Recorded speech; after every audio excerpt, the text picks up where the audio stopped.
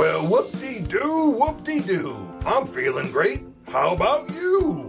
The Hairy Scary Hangout will begin shortly. Welcome to the Hairy Scary Countdown with me, Cliff. You got about 15 minutes until showtime, so grab your drinks and snacks, settle in, and enjoy the pre-show. Yeah!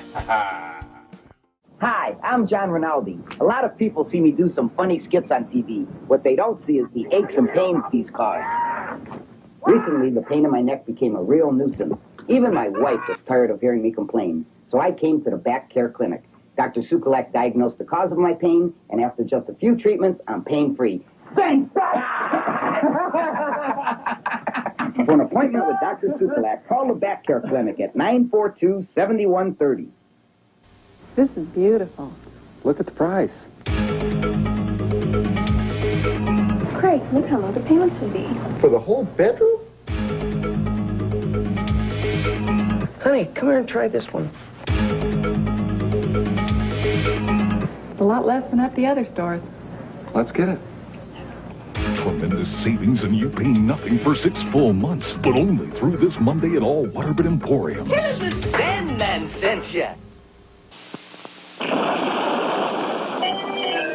Oh, what a beautiful day for Frankenberry, the world's super sweet new cereal. Phooey! Here's the world's super sweet new cereal called Chocula. Birko, I've got berry-flavored sweeties for monstrous strawberry flavor. Well, I've got chocolate sweeties for monstrous chocolate flavor. Frankenberry. Called Chocula.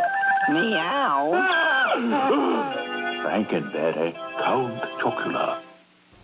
If a real Christmas begins with a real Christmas tree, Highland Floral is really the only place to buy your tree. Highland Floral has hundreds of 6 to 8 foot Scotch pines, all at one low price, $18.69 each. And the first 50 trees purchased daily receive a free gift. Highland Floral has thousands of poinsettias in their 1/3 acre greenhouse, plus all the accessories you need. Highland Floral Scotch pines at one low price, $18.69 each. Buy your Christmas tree at Highland Floral on Wilson Mills Road, 1/2 mile west of the front road. What, Ma? The Chex Party Mix is for the guests? Good grief. Don't worry. Now it's so easy. We can make more in 10 minutes. I can't even make toast. Just mix up the Chex and the seasoning, shake it in a bag, and pop it in the microwave. They're not coming? We can't eat the Chex Party Mix? All right. Chex Party Mix. It's so easy and so good.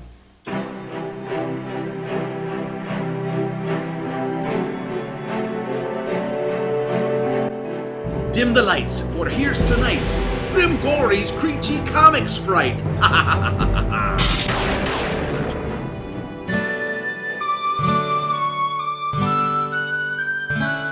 Woo! There, last one. I'm finally finished wrapping these Christmas gifts. This one is a special surprise for that jokester Grim Gory. He's always playing tricks on me. This time, I, Madame Manos, psychic extraordinaire, will have the last laugh. Now to the post office I go so these packages get to everyone on time. 7 to 10 business days later at Grim Gory's eerie cemetery. That's right, Earl. Place the star on top of the tree. Good boy. Hey, look! The DedX guy dropped off a last-minute Christmas package. Watch it! Sorry. Hey, cool. Let's open it. Yeah. Hold the phone. May I remind you all that based on your seasonal tradition, that it is customary to at least wait until the eve of the Christmas to open your gifts. Besides, you must try my Wingdings with hot spicy Uranus rub. Ugh, gross. Ugh. Well, yuck. Hey, look. It's from Madame Manos. It says right here that we shouldn't open it until midnight tonight. Gee, wonder why. It'll be midnight in 5 more seconds. Oh, I can't wait. I want to open it now. Gimme, gimme, gimme, gimme. Oh, Belvoir, look out.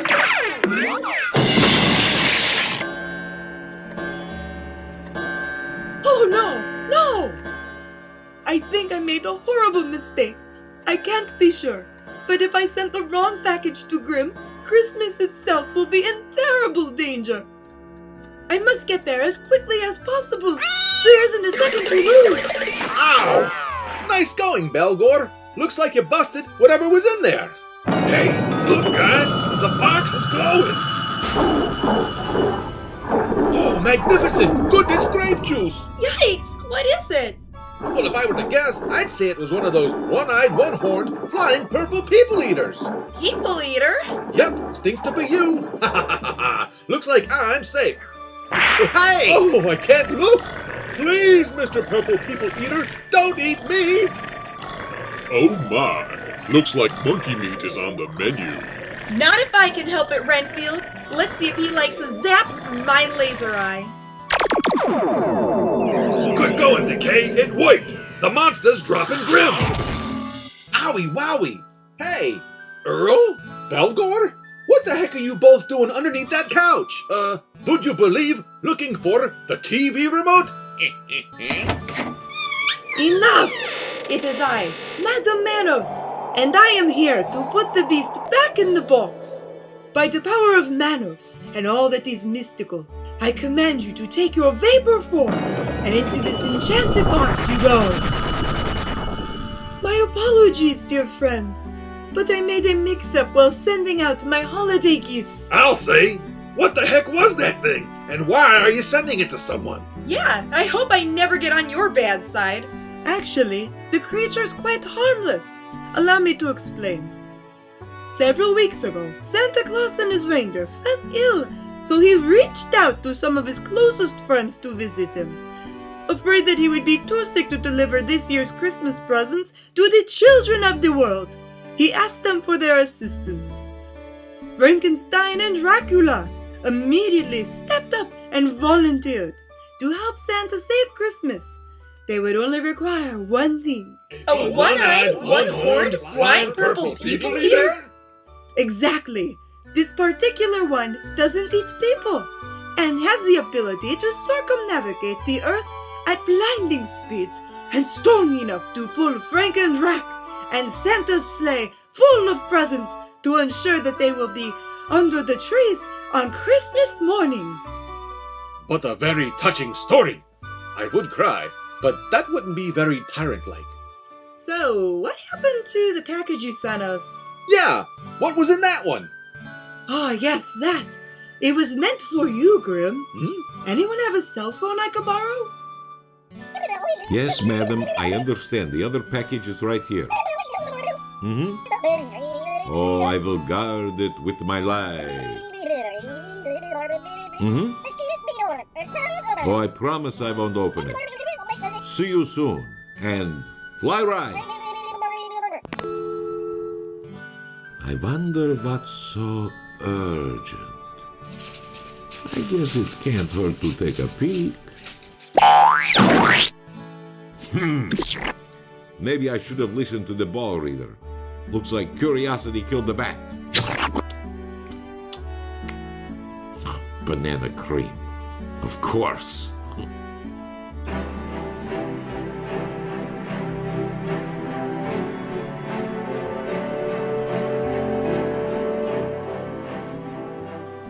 Hey, Groovy Ghoulies! I'm Janet Decay, the Mummy. And I'm Grimgory, the Monkey. And together we host the Mummy and the Monkey's Hairy Scary Hangout! Yes, our live streaming horror hosted show has it all. Skits, bits, and a scary flick. That's right, so for more information on our show, go check out themummyandthemonkey.com. And we'll see you at the Hangout. Woohoo!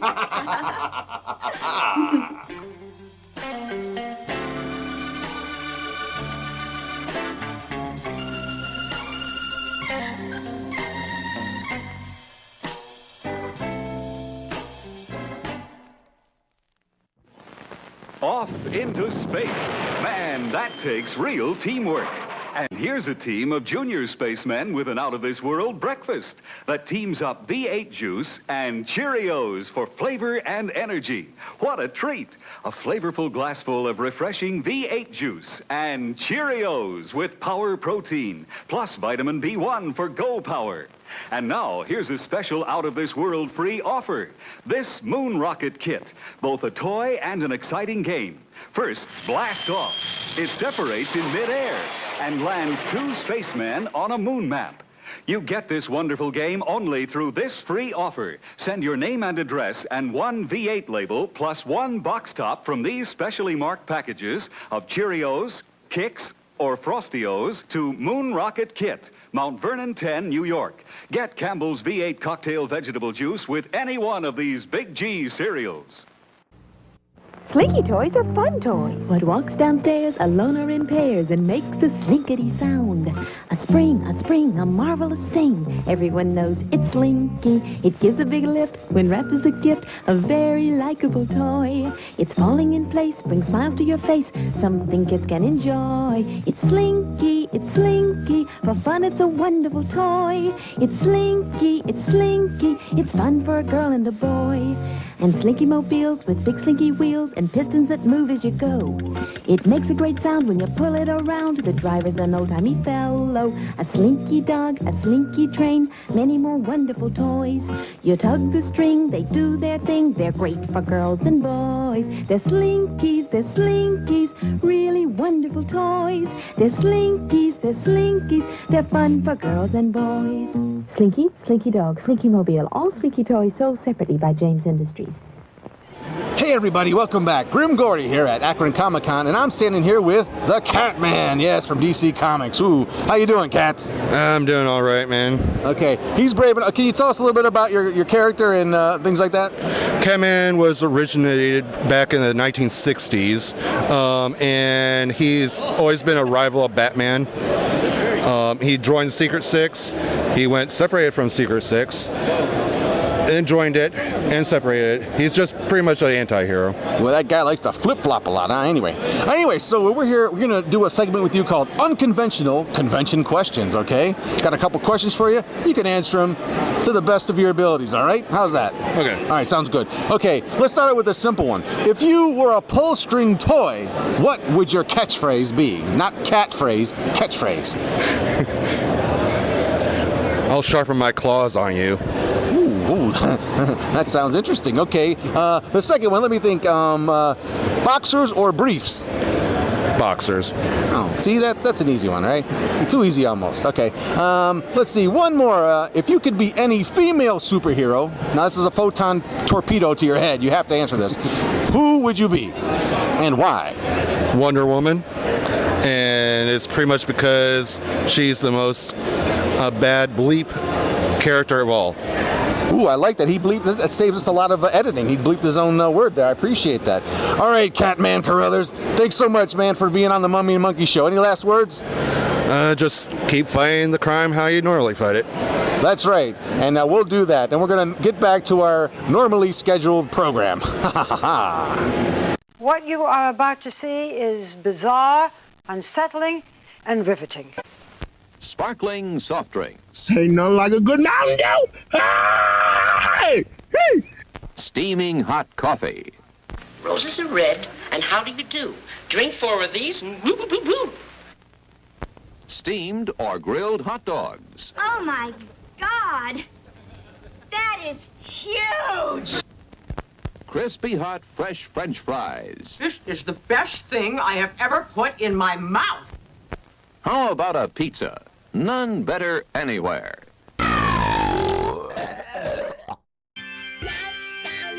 Hey gang, it's been real. They say that all good things come to an end, but things are just getting started around here.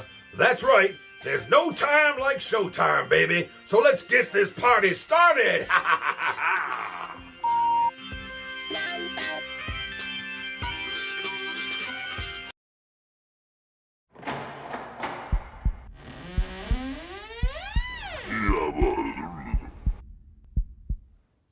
Well, whoop-dee-doo. Hey, gang. Welcome. I'm Cliff Jablonski, the behind-the-scenes guy here at the Mummy and the Monkey's Hairy Scary Hangout, yeah. And I want to know one thing. Are you DTF? That's right. You know what I'm talking about. Are you down to Friday?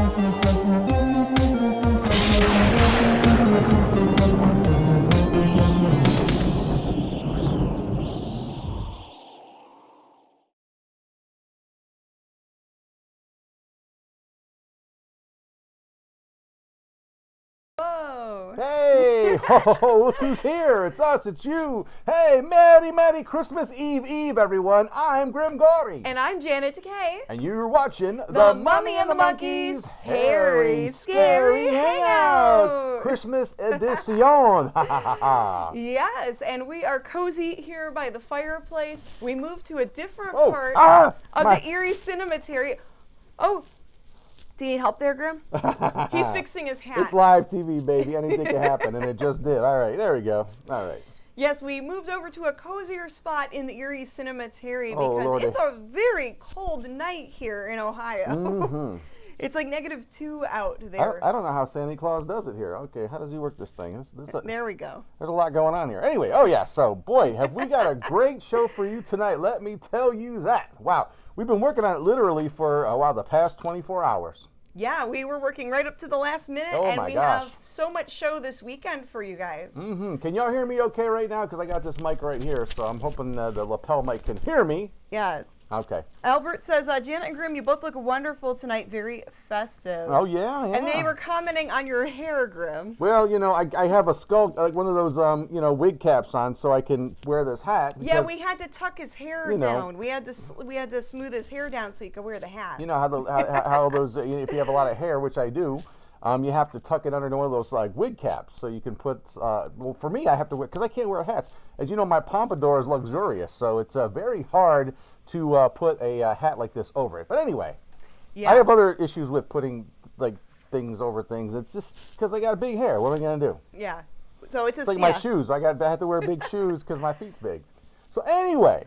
So here we are, Christmas Eve night, because tomorrow night's Christmas Eve, technically. Yeah, so Christmas Eve here, and we have a really good movie. Oh and my it's gosh. so good that it didn't even need your sound effects. This is one of those movies I wouldn't want to touch with a 10-foot sound effect because it is really a gem of a movie. And the cool thing about it, it combines two of my favorite sort of genres in movies. That's like film noir gangster movies and the supernatural. Mm-hmm. It's a movie called Angel on My Shoulder. Yes, Angel on My Shoulder from 1946. This is the public domain version. And yeah, it's so a dead mobster makes a deal with the devil. Yeah, we'll just leave it at that. Yeah, all kinds of stuff happens. Yeah, it's a really good movie, and it's a nice, chunky, long one. It's not, your run-of-the-mill movie. So, we're not going to do a hangover tonight, but we're going to hang out as long as we can to show tonight's feature movie. And really quick, let's give that Barba Papa Squeak to the Stotzers, right? Yeah, no, it was Michael and Terry Shook. Oh, Shook. Thank you so much for the $20 super chat. That's really sweet, guys. And hit the like button. And thank you, Public Media Network, for hosting the televised simulcast. That's really great. We got another one there. Oh, Seth Martin. Wow. Wow. Merry Christmas to us. Woohoo. Oh, my gosh, Seth. Thank you so much, Seth. That's amazing. He gets some extra squeakings from the Barba Papa. Wow. That is so sweet of you guys. We're really grateful for that. Thank you so much. Wow, that is very nice. So nice. So, So, as you can see, we are coordinated tonight in our apparel. We have our jammy jams on. Yes. Our flannel jammies.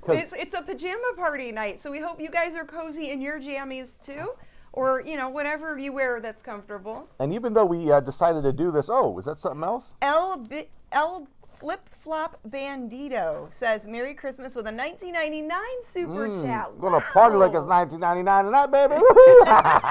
Even though it already passed, it's still what we're talking about. Yeah, thank you so much. Thank you, man. But very cool. Yeah, and we picked a great night to wear these because it is freaking cold outside, man. It is really cold. Here in Northeast Ohio, we got the snow and the icy rain and the wind chill. It's like a -30 wind chill. Now be honest. Craziness. Be honest. That term wind chill. When I was a kid, how many people out there, now be honest, thought that it was windshield factor?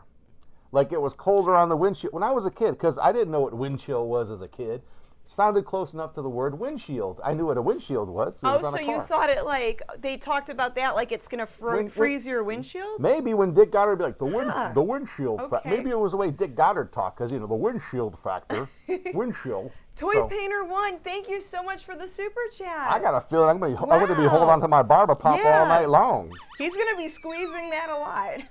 That still sounds like David Sanborn to me on the saxophone hitting those high notes. All right, so wow.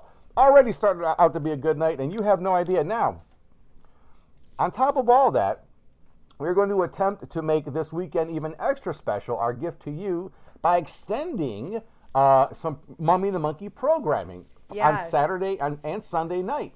Yeah, so Saturday evening and Sunday evening, we're going to have some hairy, scary programming. Yes, it's officially called the Mummy and the Monkey's Very Merry, Hairy, Scary Hangout Weekend. Woo-hoo. Yeah, so it's a weekend of fun shows. And Yes. Mark, thank you so much for the super chat. Another one. $20 super chat. He says, Merry Christmas, Janet Grimm. Wow.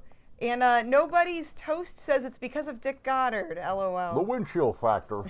Oh, yeah, because Dick would have set us straight this weekend, that's for sure. Yes, he definitely would have kept us informed. And I'm sipping some Christmas cheer tonight out of my really cool. I don't know if you can see it. That's a very cool It's mug. Santa Claus fighting the Krampus. Look at that. That's fun. See the Krampus right there, and then I've- Santa Claus. I've got some other Christmas cheer here. You got some gingerbread juice, I think it's called. Yeah, some special pop. Yeah. All right. So mine All tastes right. like peppermint. So it's we kind have of a weird. prize we're going to give Talk away. right over you when you're I'm talking. sorry, Grim. I said It was an accident. Mine tastes like peppermint a little bit, strangely enough. Peppermint flavor? Mm-hmm. So Okay. Peppermint cheer. So we have a prize that we're going to give away, and Gary Smith won the prize last week, and we still need to mail it out to him. So we will mail out all the prizes after Christmas. So the prize that we're going to give away is one of those special trading cards made by HistoChain1 on Instagram. And they are numbered. They have a special QR code. They're like sealed in these plastic cases with a special seal on there. So yeah, one lucky winner at the end of the night will get the special Mummy and the Monkey collectible card. Ooh. So cool. And all you have to do to be a part of that is to be active in the chat. Oh. And I had, I'm actually going to save, because like any new people in the chat, I'm going to add. Nude people? New people. Oh, new people. Because okay. I do have the names from pretty last sure week that everybody's nude out didn't there right win. now. Yeah. So if there's new people in the chat, like names that are newer, that weren't on last week's show, I'm going to write their names down and add them to the Mummy bucket. Right. Remember. And then we will pick the lucky winner at the end of the night. No, I bet you everyone started putting their clothes back on So once we corrected that. If you guys sent us an email last week, you're still in the Mummy bucket here. You still have a chance of winning a prize. Yeah. And anyone new that wasn't on last week's show, I will add you during the movie. NEW, new. New, yes, new. Yeah, I mean, she has that magic macabre mirror so she could tell. Yeah. She's like Santa Claus. He knows when you are naked. He knows when you're fully clothed. He knows because, well, he is weird and he da-da-da-da-da. Johnny Y says, hey, I collect cards. I want in the bucket. We'll put your Ooh. name in the bucket, Johnny. Yes. Hey, John, good to see you tonight in the chat. Glad you could join us. Yeah. Now, we got, also, we're going to obviously be opening up all the, Christmas cards that we received. Oh, yes, and we're going to open tons of fan mail. And we got a snacktoid, from our Snack Master General Greg out there. Yes. And we got to grab those for snack toys. Yeah. So I gotta save some room for that. We can't eat too much popcorn yet, but hey, it's a holiday. I'm gonna go ahead. I'm gonna go hog wild. Are the cards for sale yet? Not yet, Hack Editor. We'll get more information on that later on, probably after the new year.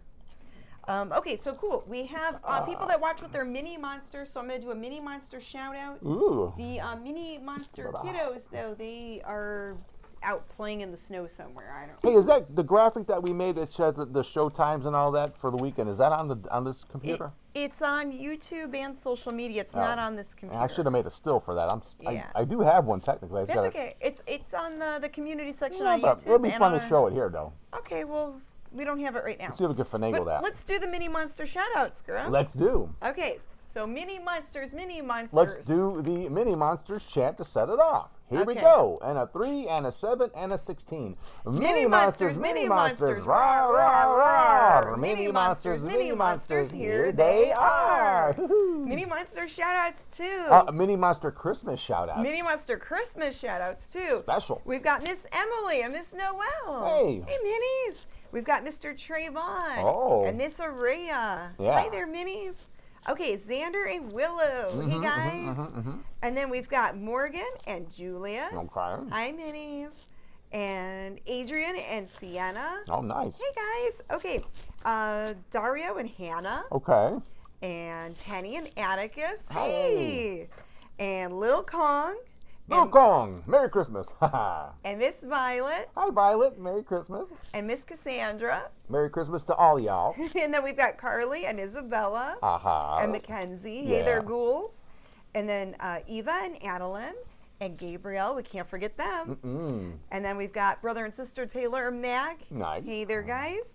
And then Charlotte, and then Mia, a.k.a. Scoob. Hey. And Adam and Peanut. So, hey. Is it? And a few more. Okay. Dimitri and Lucy, and last but not least, we can't forget Baby Joe. You cannot do that. They won't. No. Baby Joe will never forgive you for that. We cannot forget Baby Joe. Okay. All right. Well, there you go, Mini Monsters. And have a Mini Monster Merry Christmas to you all. All right, and I've got the macabre mirror here. Ooh, Let's the see if Merry Macabre mirror. Yeah, the Merry Macabre mirror. Let's see if it warmed up. It was out in the cold. Oh, gosh, yeah. Had to warm up. Okay, Magic Macabre mirror. Woo. Magic Macabre mirror. Tell me, who be here? I see Kirk and Sandra and Bobby and Ellen and Housecut, Sean Morse, Karen, Miss Tracy. A Christmas Karen. A Christmas Karen, Maybe. yes. Grandpappy, KVK Music, Albert Metelsky, Jerry Wise, Johnny Wise. All right. The Wise Daryl. brothers. And his other brother, Daryl. Doug and Tom O. And Miss Lois and Thea and the SeaTac and Connie and Don and Bob and Joe and Scott and John Biggins from Parma. Biggins. Bandito's here. Where's your Jets Mess, Patrick Lord, Connie Cleary, Lord. Doug Ramey, JB, Greg Tominski, Van Ciatras, SpongeBob Hempants. Wow. Insane Jay.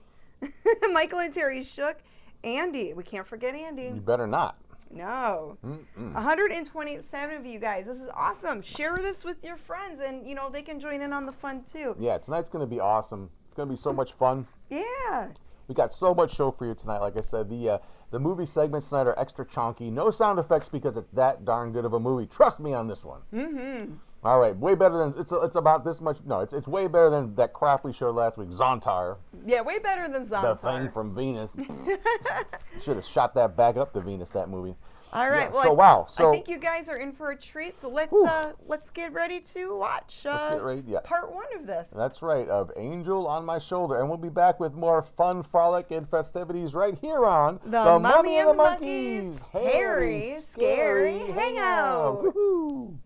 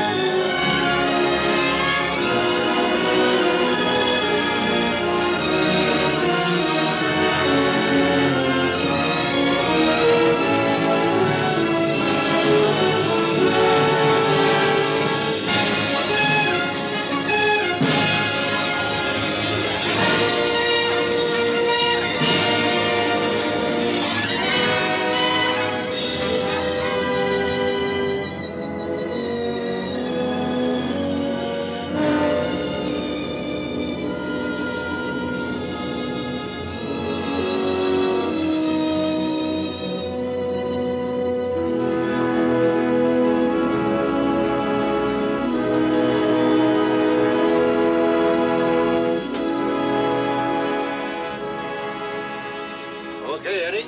You're on your own. Oh, come on, son. After 4 years, can't you favor us with a smile on your graduation day?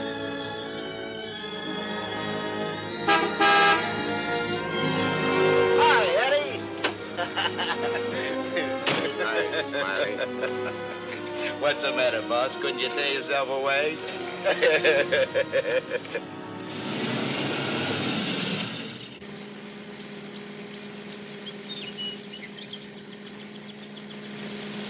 How was the stretch this time, boss?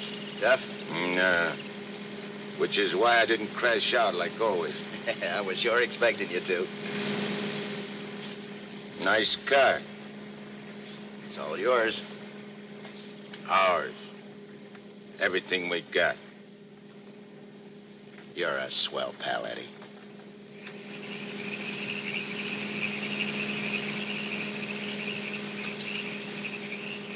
Yeah, I heard all about it. You done a good job while I was gone. And I ain't forgetting it. I did big, Eddie. You're a lot richer than when you went in. We're a lot richer. Thanks, Eddie. Oh, I forgot to tell you. We got a couple of new spots downtown. Real class.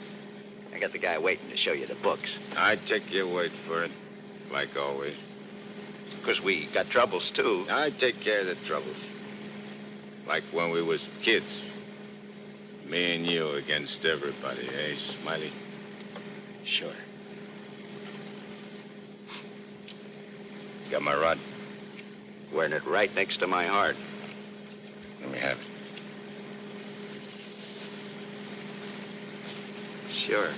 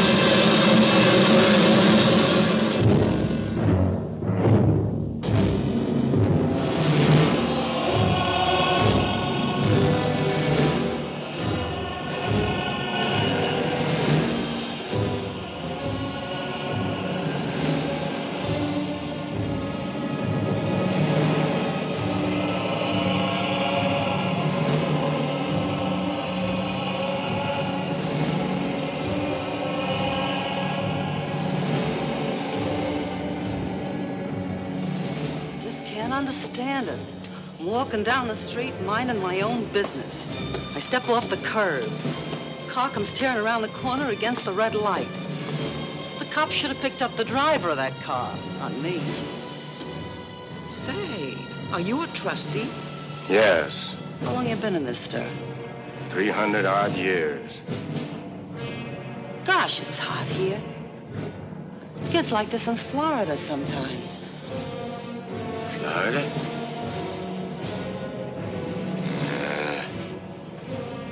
Florida never smelled like this. Like rotten eggs. Precisely, young man. Rotten eggs. The unpleasant odor is caused by H2SO4, hydrogen sulfuric acid, the most common compound of hydrogen and sulfur. Am I right? I poisoned my wife with a sulfur compound. My young wife. She was unfaithful. I was a chemist. What do you mean? Was?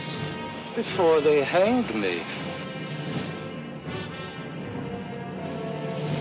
Where are the rope marks?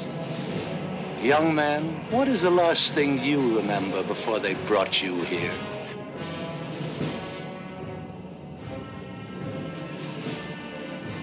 Smiley. Smiley. That slimy, double-crossing rat. Plugging me with my own rod. Where are the bullet holes?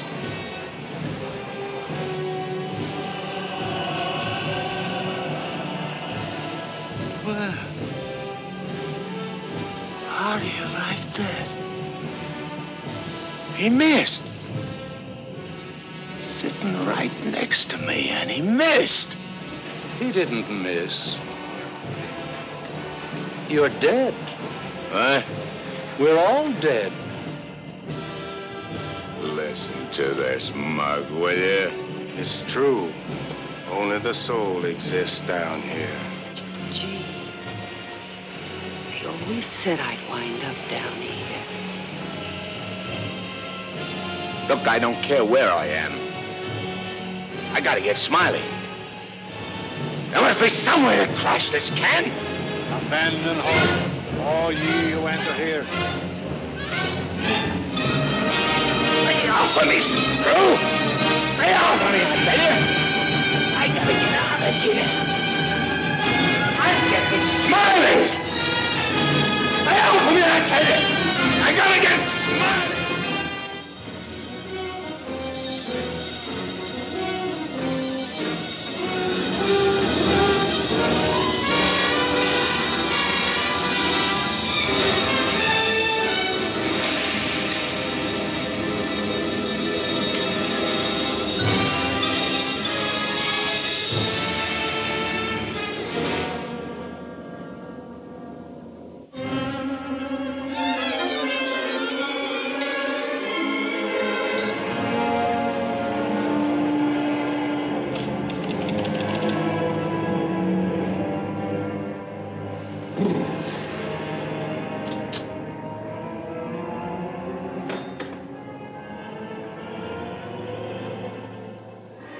What sort of temperature is that?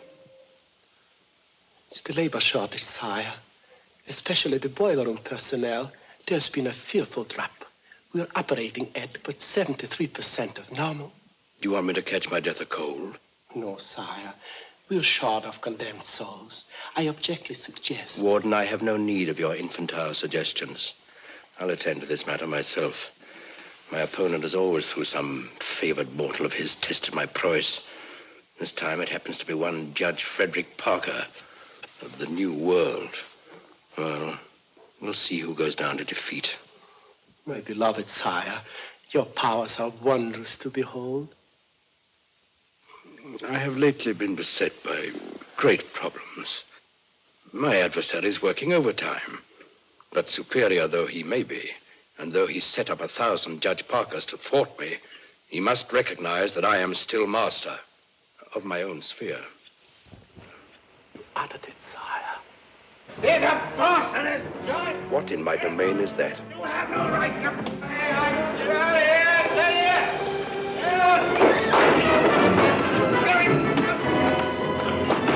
Let go of me, you dirty coppers! I'll get every one of you fired! You can't hold me here! All I'm gonna do is get a rat! You can't keep me! I'm trash out of here!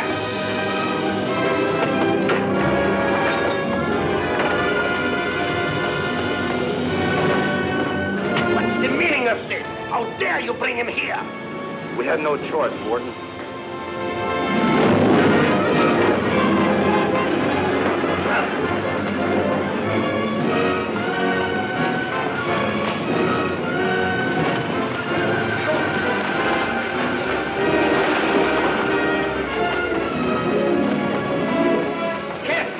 Into the boiler room, in the 55th circle of darkness.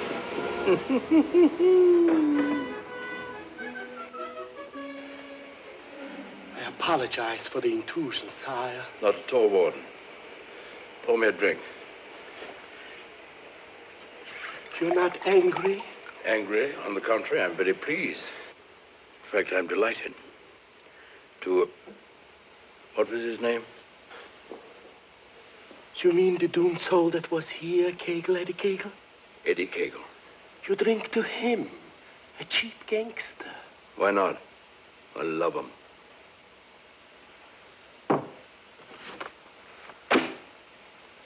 Ever see that face before? Of course. He was just here in this room, Eddie Kegel. Wrong, Warden. That happens to be a picture of Judge Frederick Parker. Impossible. They look exactly... Precisely. They look exactly alike. And this likeness is just the weapon I need to defeat Mr. Parker. Eddie Cagle.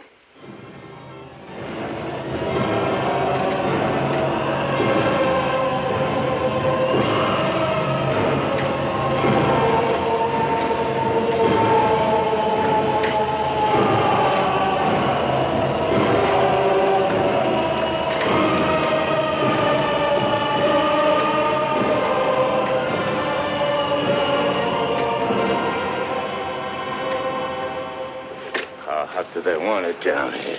Never gets hot enough to suit the boss. You think this is bad? Wait till they stick you in them hot clay pits way down below. You mean we ain't at bottom now? There ain't no bottom in this joint.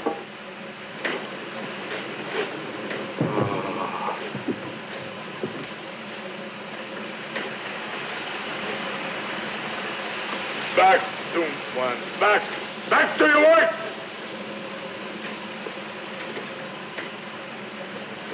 I ain't taking this no longer. I'm crashing out of this college. Nobody crashes out of here. Nobody but Eddie Cagle. He breaks out from every place. I'll crash out with you, Eddie. Who are you? A pal. I don't like pals. You mean like Smiley? How do you know about Smiley? Grapevine. I can help you get him. I got somebody I want to get, too. We can help each other. Is it a deal? You gotta crash first. I know how. Next. Screws.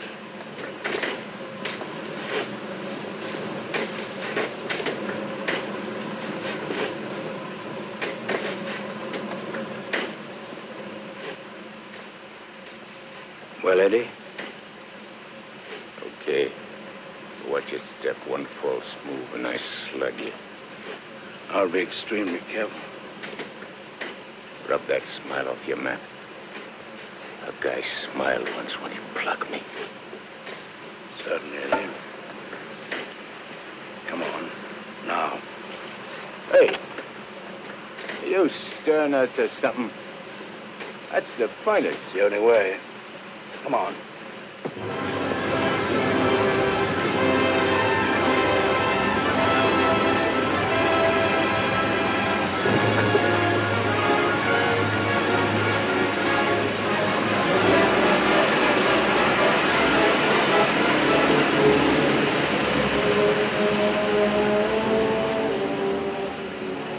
How long you been down here? Since time immemorial. The way you talk, you must have had a good education. The most liberal one. I only went to 3rd grade. I went through the whole gamut of learning. I know everything. Stuck on yourself, huh? What's your name? Well, I have a number of aliases. I have a long record under the name of Mephistopheles. Greek, huh? Well, there are some who claim I'm more of one nation than another, but that's not true, Eddie. I'm of all nations. I play no favorites. You look like a con man. Look, Mephistopheles. Call me Nick. You married? Millions of women have adored me. Quite a guy with the ladies, huh? I'm a fascinating fellow. Look, Mark, playing around with dames is dynamite. But delightful dynamite, Eddie. Live fully while you may and reckon not the cost. Deny yourself nothing. Flame and blaze like a torch and toss the fire about you. Omar Khayyam said it. I'll make the most of what we yet may spend before we too into the dust descend. You're talking screw. Oh, is it all right if I laugh occasionally? There ain't nothing to laugh about. I never saw nothing to laugh about my whole life. From the time I left school and ran away from home on account my folks was always drunk and fighting, I ain't laughed. All I've been doing is trying to be somebody, and I did pretty good. Worked myself up from where I had nothing to eat, no place to sleep, to top guy in my business. Splendid. You're a man after my own heart. I wish the world was filled with Eddies. How long is it going to take us to get up there? Any moment now.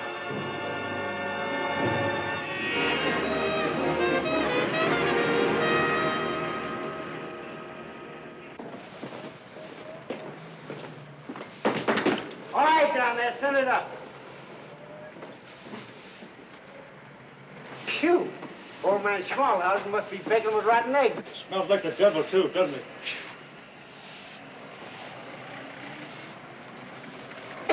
Wow, them ashes are still hot. Hey, janitor, dash them ashes with water before you send them up. Hey, I don't feel nothing. Of course not. You haven't got a body. If I ain't got no body, how am I going to get Smiley? Hey, you mug, look at what you're doing. No one can see you or hear you until I find you a body. Now, come on, Eddie. How are you going to find it? Well, everyone has his physical counterpart, his double. I happen to know where your double is. You mean a guy which looks like me? Spitting image. Well, supposing he don't want to give me his body. He'll be asleep. He won't have anything to say about it. What happens when he wakes up? When he wakes up, he'll be you. And who'll I be? You'll be him. Huh? To everyone else, you'll be him. Of course, yourself. You'll be yourself. Oh. Hey. Give me that again, will you? Oh, stop worrying about it, Eddie. Leave everything to me. I leave nothing to you, con man. I'm sorry, Eddie. It's this cold air. Makes me irritable. I don't like cold climates. I don't feel nothing. And if you ain't got no body neither, how come you feel cold? I've been down below so long that even my soul has grown accustomed to the heat. Hey, if I ain't got no body, I ain't got no fingers, right? Right. No fingers, no fingerprints, right? Right. I can get away with murder. Not exactly. Without fingers, you cannot squeeze a trigger. Yeah. I'd sure want to squeeze a trigger.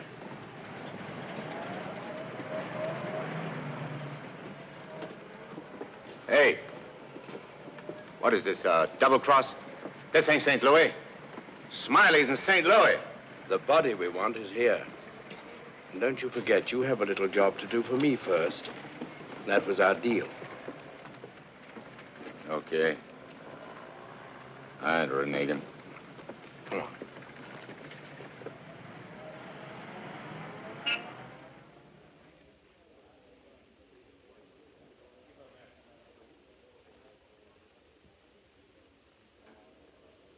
Hey. What's the idea of bringing me here? I'm going to get you the fingers to squeeze that trigger. How do you figure getting it in a criminal court? How did I figure getting you out of that jam down below? But I did. Yeah. That was neat. This will be even neater. Trust me. Okay. Let's go.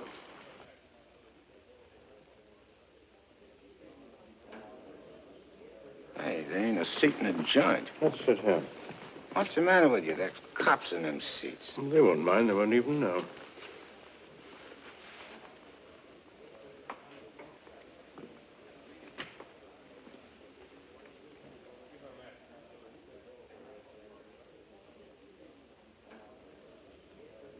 Your Honor, the defendant in this case has failed to establish an alibi.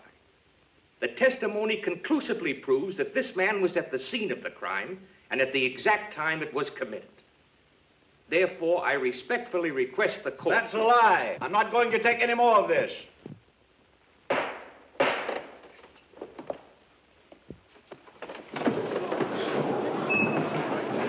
a doctor, quick. What happened? He collapsed, Eddie. No judge ever passed out on me.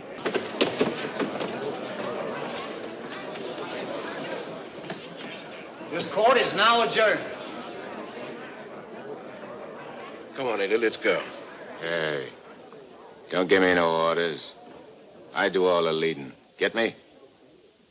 Yes, Eddie. Don't you never forget.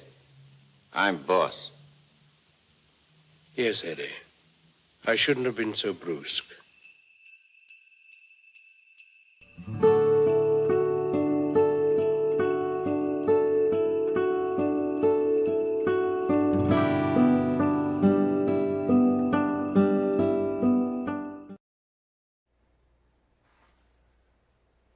Hello again. It's Jake from the Chardon Polka Band. Have I ever told you you light up my life? Well, you do. And I want to light up your life with another fine polka selection. Now, for all you polka-teers out there, you boys and ghouls watching the show, this one's called Kielbasa for Christmas. That's good. That's a good polka track, right?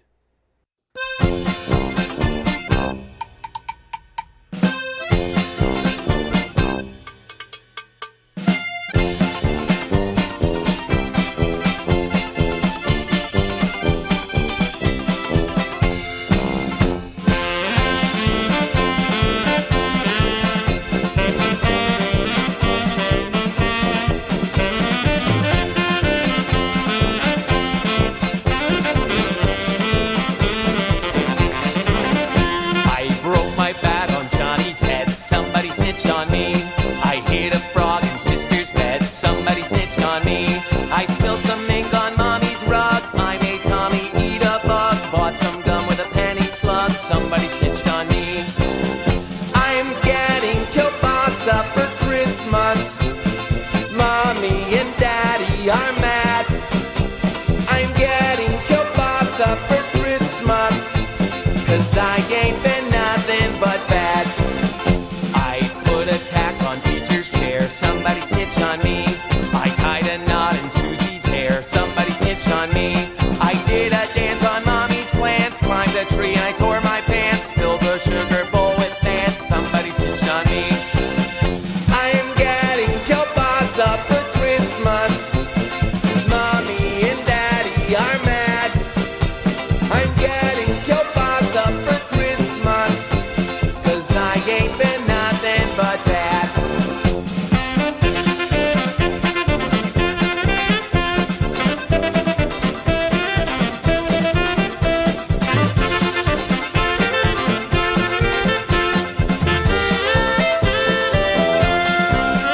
I won't be seeing Santa Claus.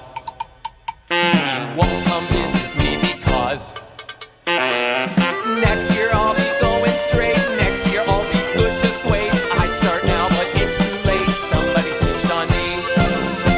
I'm getting kielbasa for Christmas. Mommy and Daddy are mad. I'm getting kielbasa for Christmas, 'cause I ain't been nothing but bad.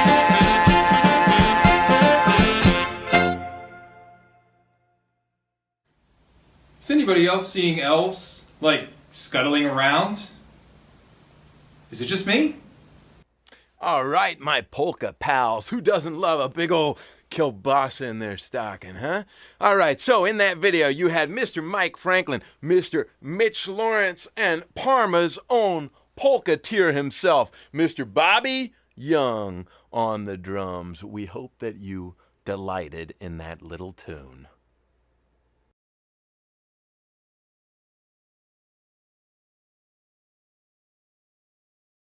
And now we are. And yeah. now we're back. Yeah, you got to watch out. Careful, Grim, with the... Yeah, there we go. Ah, okay. I'm still learning to drive, you know. I ain't got my full permit yet. Hey, welcome back, y'all, to the Harry Scary Hangout, Christmas Eve show. The Christmas Eve show. Yeah. And we want to thank Dane Stotzer and Linda Stotzer for the $40 super chat. Thank you so much, guys. That's really sweet. Of all the super chatters and even the regular chatters, thank you so much. Just anyone taking the time to watch us is much appreciated. Absolutely. And thanks to Jake Cowie and the Chardon Polka Band Yes! for that really cool thing they put together for us a few years ago. And obviously, they did that when when the COVID was going on. So they were all in separate basements, and they put that video together.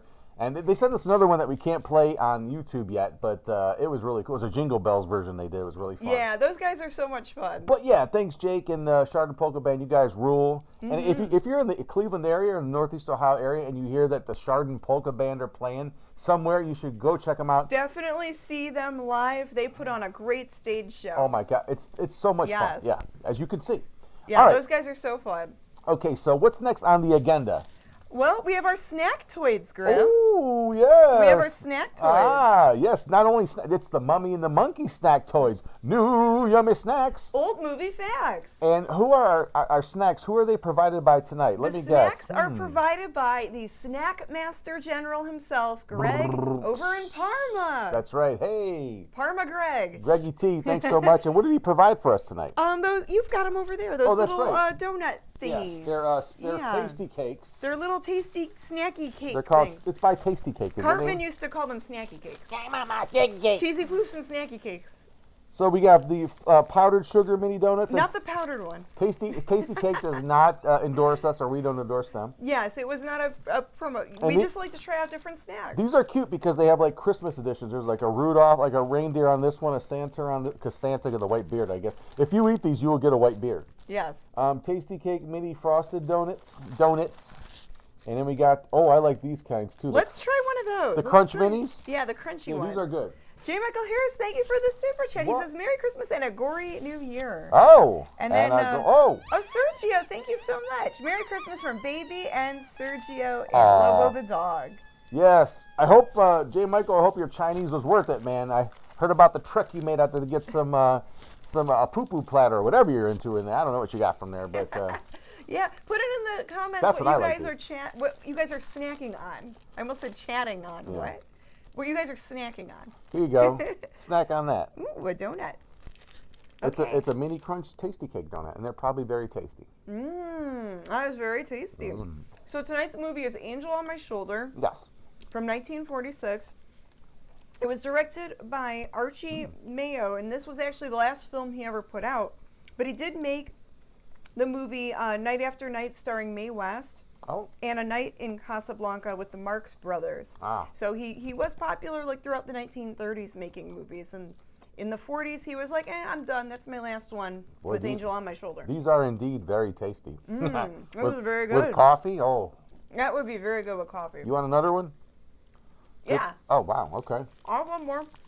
Excuse my hairy legs. Here you All go. right. This is starring Claude Rains and Paul Mooney and Ann Baxter. So Claude Rains, he plays Nick. He plays Satan. Right.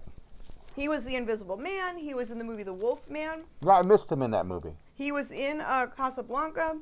He was also in the remake of Lawrence of Arabia from 1962. Wow. They even remade that movie, huh? Yeah, they remade movies even back then. And who played, Paul Mooney played... So Paul Mooney, he plays Eddie. He also plays... He played Eddie Kegel. Yes, he plays, the guy that went to hell. Eddie the mobster guy that got killed. That's his name, right? Eddie Kegels?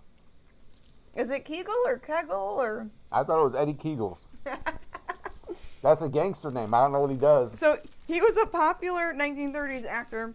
He started performing in Yiddish theater, and that's what started his acting career. Huh. So he actually played Scarface in the original 1933 Scarface movie. Baltimore. And that movie was technically pre-code Hollywood. Yeah, he does a fantastic, this is like the Uber. I would say he's maybe even more gangster than Jimmy Cagney. Sorry, I love James Cagney, but... The way he talks in this movie is so wonderful. Nobody orders me. See, I give the order. See, super tough. It's so I love it. The macho is off the charts. Great for that time period. Ann Baxter, she plays Barbara Foster. You'll see her later. Mm-hmm. She was actually Frank Lloyd Wright's granddaughter. Now that's crazy. He was the and she was an actress in TV and film. Yeah, Frank Lloyd Wright is a very popular architect. For those who don't know, you should check it out. His stuff is amazing.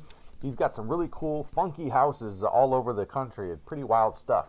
Oh, and you should check him out. And also known for glass window work and crazy stuff. He's really good. Rob Wise, whoa!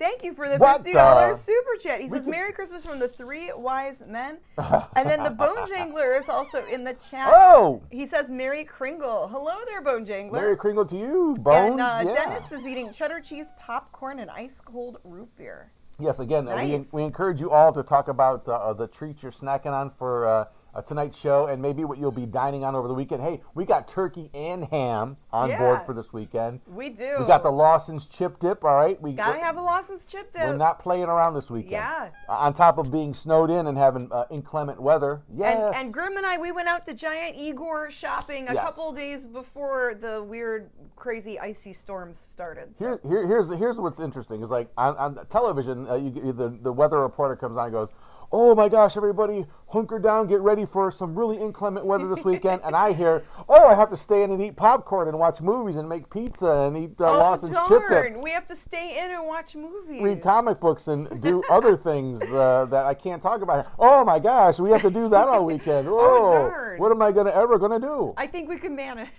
I know I can. Just stay cozy and warm. Now, Johnny Wise, thank you so much for the $50 super chat. Wow, you guys are amazing. Thank you so much. But whoa. You gotta have a barber popper for that, Johnny.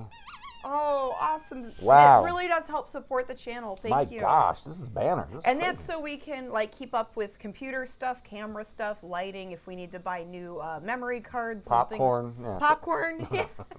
No, it definitely goes right back into the show. It goes right back into it. This is a one mummy, one monkey production here. Right. And so it shows, right? Yeah, exactly. It goes into microphones and things like that.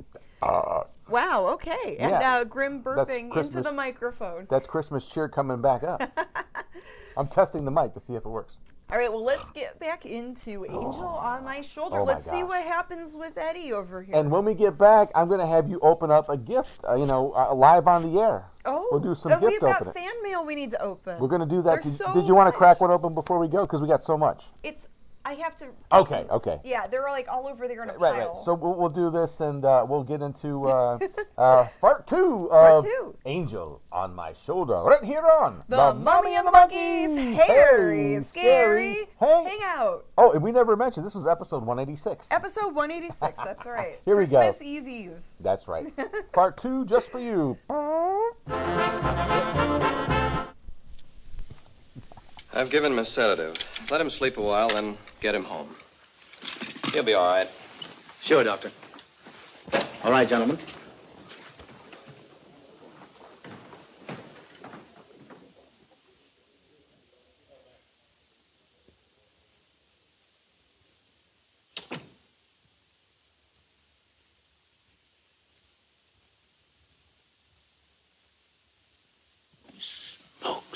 I told you I knew where your double was. If this guy'd have hung around St. Louis, he'd have got bumped instead of me. Too bad he didn't. Is he the guy you want to get? Yeah. What'd he do to you? Send you up? I was sent down, not up. Hey, this guy's a judge. I ain't muscling in on no judge's body. What difference does it make? It'll serve your purpose. And mine. Yeah. What happens when he gets up and finds I'm him? When we're through with him, he won't know a thing. Not a single solitary thing. What about you? Ain't you gonna find yourself a body? Yeah, I'll get one. But you first. You're the important one. Yeah. Don't you forget it. I won't forget it, Eddie.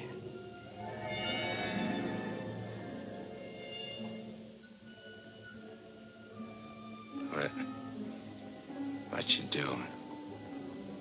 Fusion, Eddie. The power of heat. I'll fuse you into this man as steel can be fused into steel. Relax. Relax.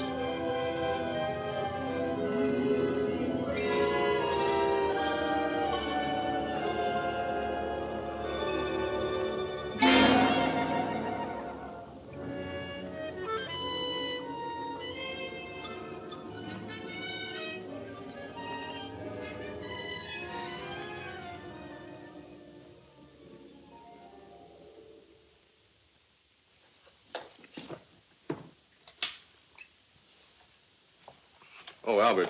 Yes, Doctor? Is Miss Foster still here? Yes, sir. She's making coffee. Oh, fine. May I inquire how the judge is? Oh, good night's rest. He'll be all right. Oh, that's good. Run down to the druggist, will you, and get this sedative just in case he wakes up. Yes, Doctor. It'll be ready for you. Is he still sleeping? Yes. There you are. Well, thanks. It's nothing serious, I hope, Matt. Excellent. No, I don't think so. However, I've been expecting this for some time.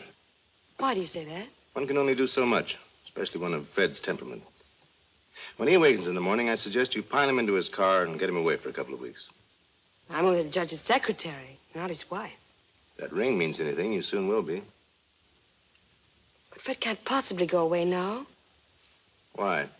Well, with the election only a few days off, his speech at the auditorium tomorrow. Well, Barbara, you've always had your own way. I suppose you will now. That's not fair, Matt. Nobody can stop Fred. Nobody can push him on. I'm the last one who wants to see him hurt or sick. You believe that, don't you? Of course. I'll bring him to your office first thing in the morning. No. I wouldn't do it at all. Not all people are ready to accept psychiatry as a normal branch of medicine. The general impression is, I believe, that a man who needs a psychiatrist must be crazy. Ridiculous, of course, but there you are. And some people are rather reluctant to cast their votes for lunatics. I hadn't noticed. Be better if I came here. Bye, Barbara. Goodbye, Matt.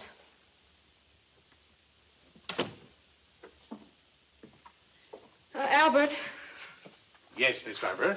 I'm going home. And if the judge awakens during the night, please call me. Yes, Miss Barbara.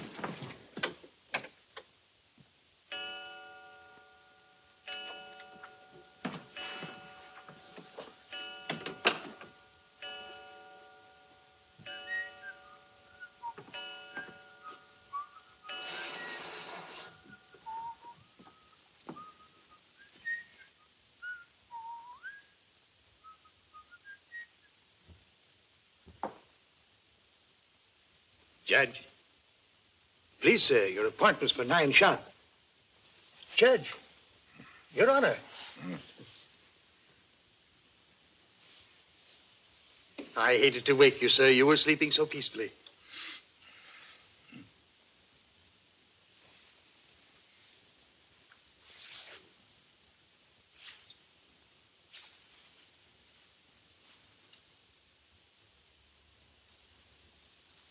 He did it. I got one. One what, sir?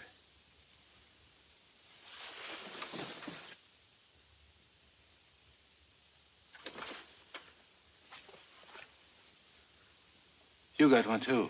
I hope so, sir. I can feel myself. I'm solid. Solid like I used to be. Are you quite all right, sir? All right, sure I'm all right. Nick, where's Nick? Hey, Nick! Nick, where are you? Hey, Nick! Did Nick sleep here, too? I'm afraid I don't follow you, sir. You better not. I don't like being followed. Who are you, anyway? Really, Are you sir? going to tell me the way I slap Yes, it out sir. of you? I'm Albert, your man, sir. And if you'll pardon me, your bath is ready, sir. I don't need no bath. They cleaned me up good when they laid me out. Where's his duds? I beg pardon? His duds, his rags, clothes. Whose clothes, sir? The judge's. I got to get dressed and get to St. Louis quick. What am I, a judge or an undertaker? Ain't you got nothing with fancy stripes? Fancy stripes? Oh, never mind. I'll wear one of these. All right, you devil crosser. I'm coming for you. Here you are, sir. What are you going to do? Help you into them, sir. Scram. But, sir, Scram. Yes, sir.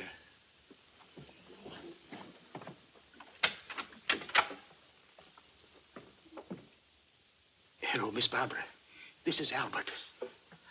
I don't wish to alarm you, but the judge is definitely not himself this morning. I'm terribly worried about it. Oh, that'll be splendid. And do hurry, please. Thank you.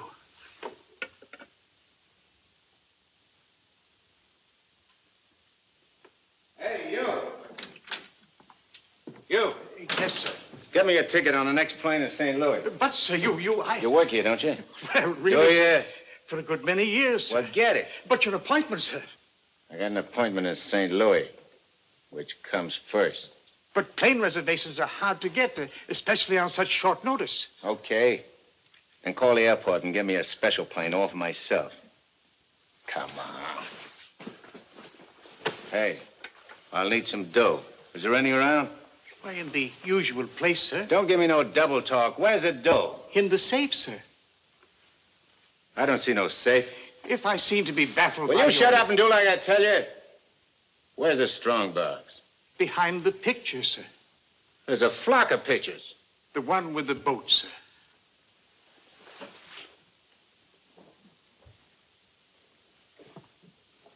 The button, sir.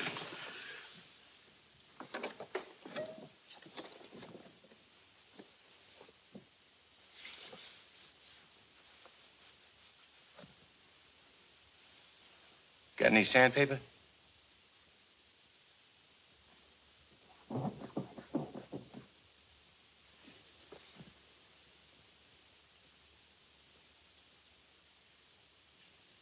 Have you forgotten the combination? I don't need no combination. This is duck soup.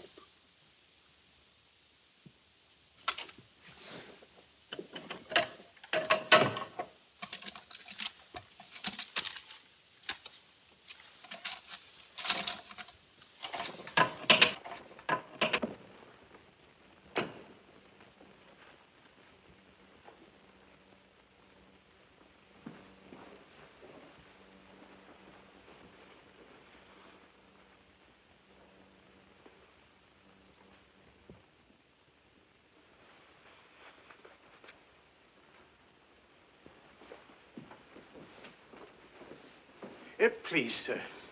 Hey, where's the nearest hock shop? You can't possibly leave town today, sir.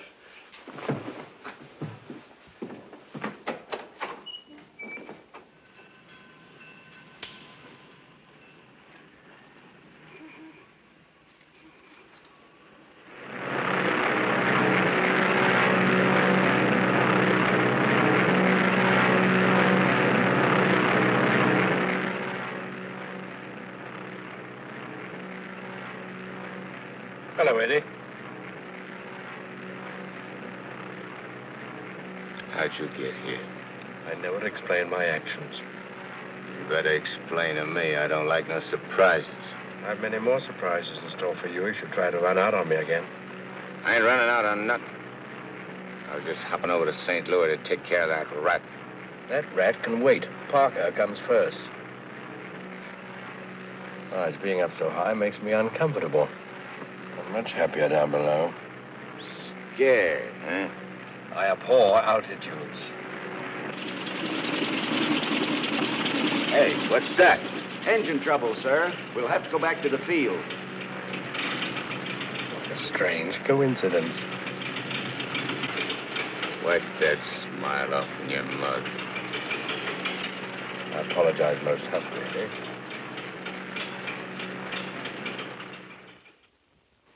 Are you sure he said St. Louis? Yes, Miss Barbara. St. Louis. St. Louis?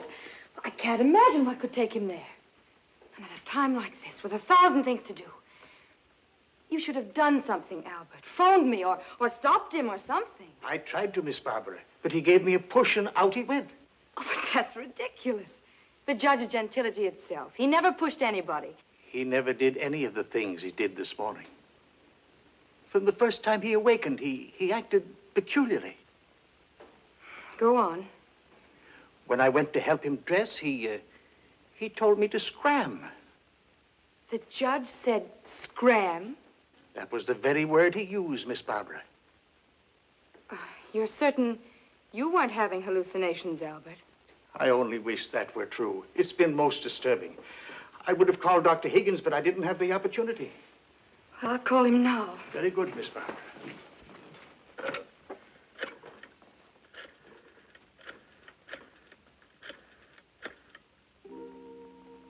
Hello, Dr. Higgins, please. This is Barbara Foster. Not a word to anybody, Albert. Oh, heavens, no, Miss Barbara. Hello, Matt. Look, I'm at Fred's. No, he isn't here. He took a plane for St. Louis. Well, that's extraordinary. Well, don't be unduly alarmed. It may be only a passing aberration. We'll see when he gets back. Let me know the moment he arrives. And let me warn you, Barbara, no matter how strangely he acts, don't antagonize him. Humor him, indulge him. Remember, you're dealing with someone who's ill. Perhaps very ill. Now, you understand, don't you, Barbara? The important thing is patience. I understand, Matt. Goodbye. Well, Albert, we must be very patient with him. We will, Miss Barbara.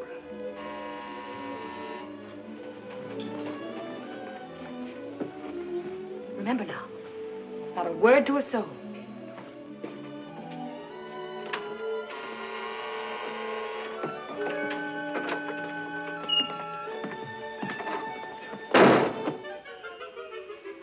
Your Honor, did you miss your plane?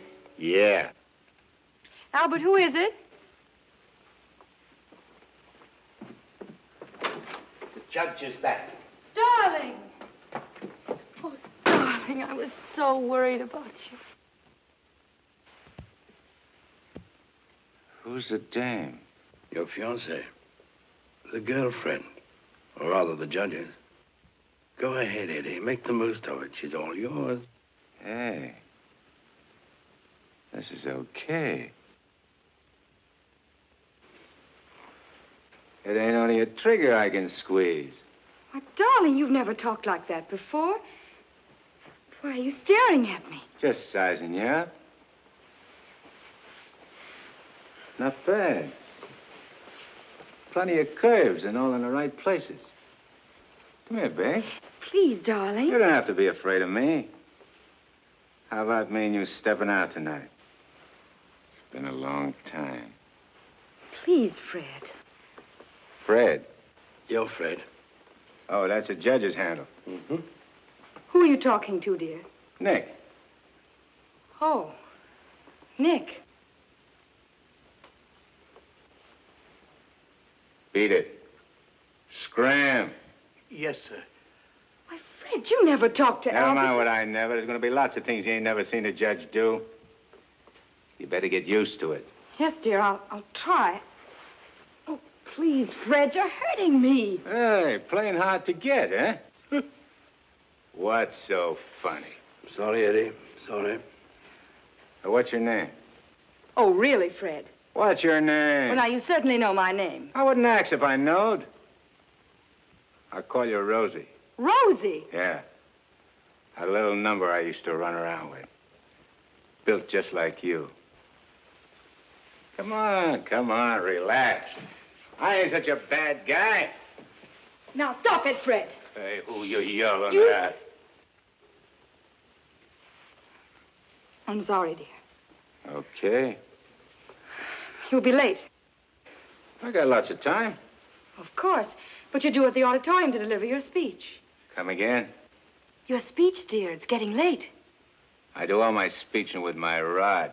I want you to make the speech, Eddie. I'll be behind you, whispering in your ear. It's all part of the plan. Hey, I think you're doing a little too much planning. On second thought, dear, maybe it would be best if we postponed it. What do you mean, best? If I gotta make a speech, I'll make it. It'll smell, but it's okay. Perhaps you better take a few days' rest. I'll call the campaign committee and explain. What's the matter? What's the matter? Think I can't do it? I know you can, only Only nothing. I can do anything I put my mind on. Of course. Where do we go? The auditorium. Come on. We'll give it to him good. Come on, Nick. Just who is Nick? You're a con man I tied in with.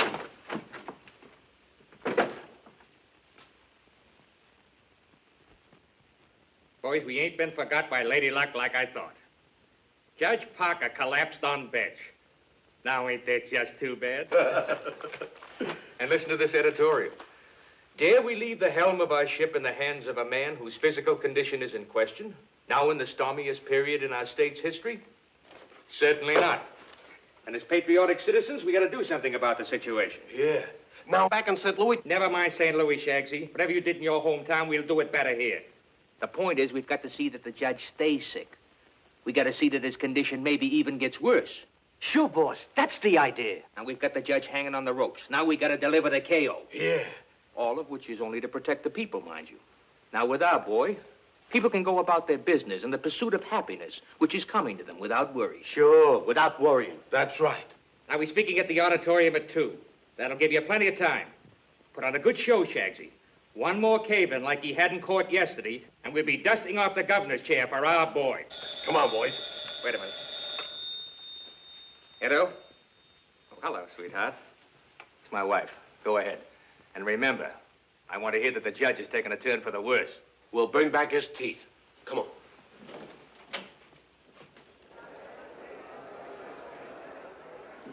Hey, imagine me running for governor. Darling, you're too modest. Come on, let's go on the stage. Wait a minute. I want to case the joint first.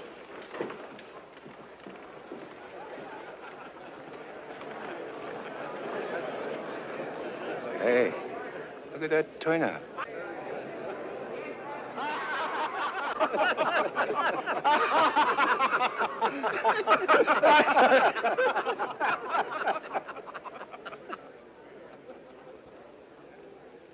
going backwards for?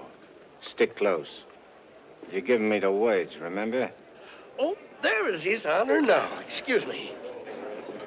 Hey, where are you? Please, darling. Well, Your Honor, we're all ready to start. Where's Nick? They're waiting. Let him wait.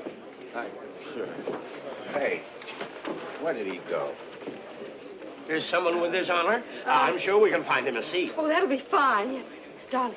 Darling. Nice thing. Please, darling, everyone's waiting. I need Nick to help me with the words. Do you have your speech right?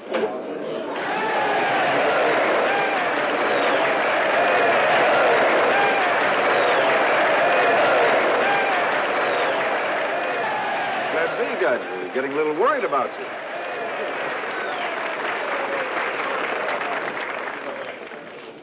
Children, you're all ready. Now it's time to go in.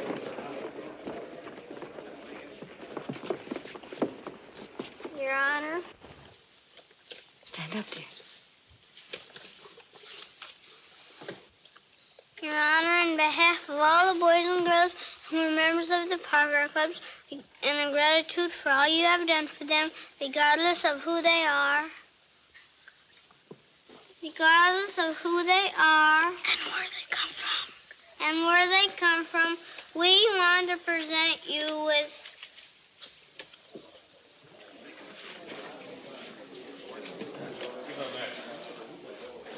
I lost it. Look at this one. Maybe it's wrong. Oh, there it is. Gee. This what?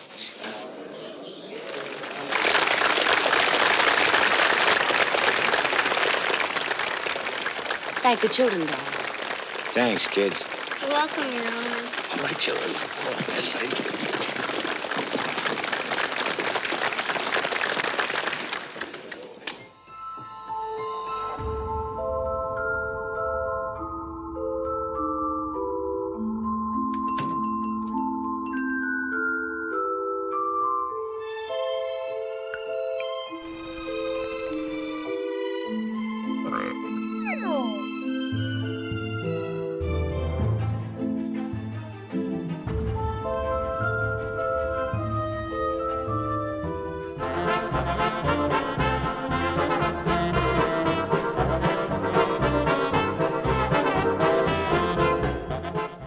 Trick or treat, hey, trick or treat, ooh, trick or treat for Halloween. Hey, Stasha, get your dough by in here.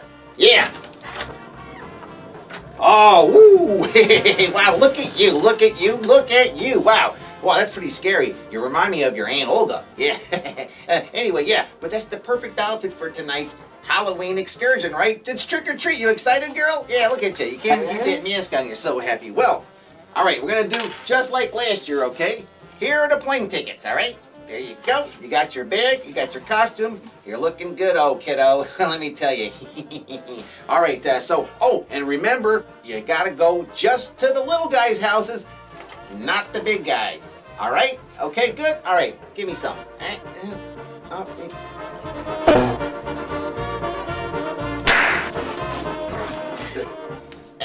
Forget it. I'll see you in 2 weeks, all right, kid? All right. Scram. God. Got it. Beat it. Trick or treat. Trick or treat. Hey, trick or treat for Halloween. Ooh. Carry this pumpkin up my sleeve.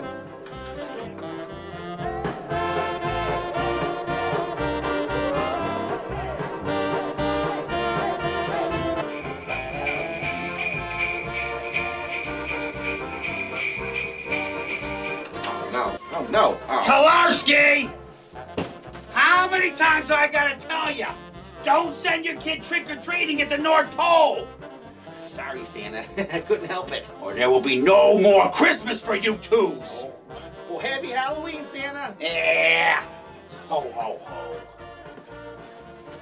Oh, boy. Don't worry, he'll get over it. What do we get? I told you to stay away from the big guy's house, didn't I? Oh, jeez. Ooh, this is gonna be a good one. Ooh, hey, that one's mine. Give me that.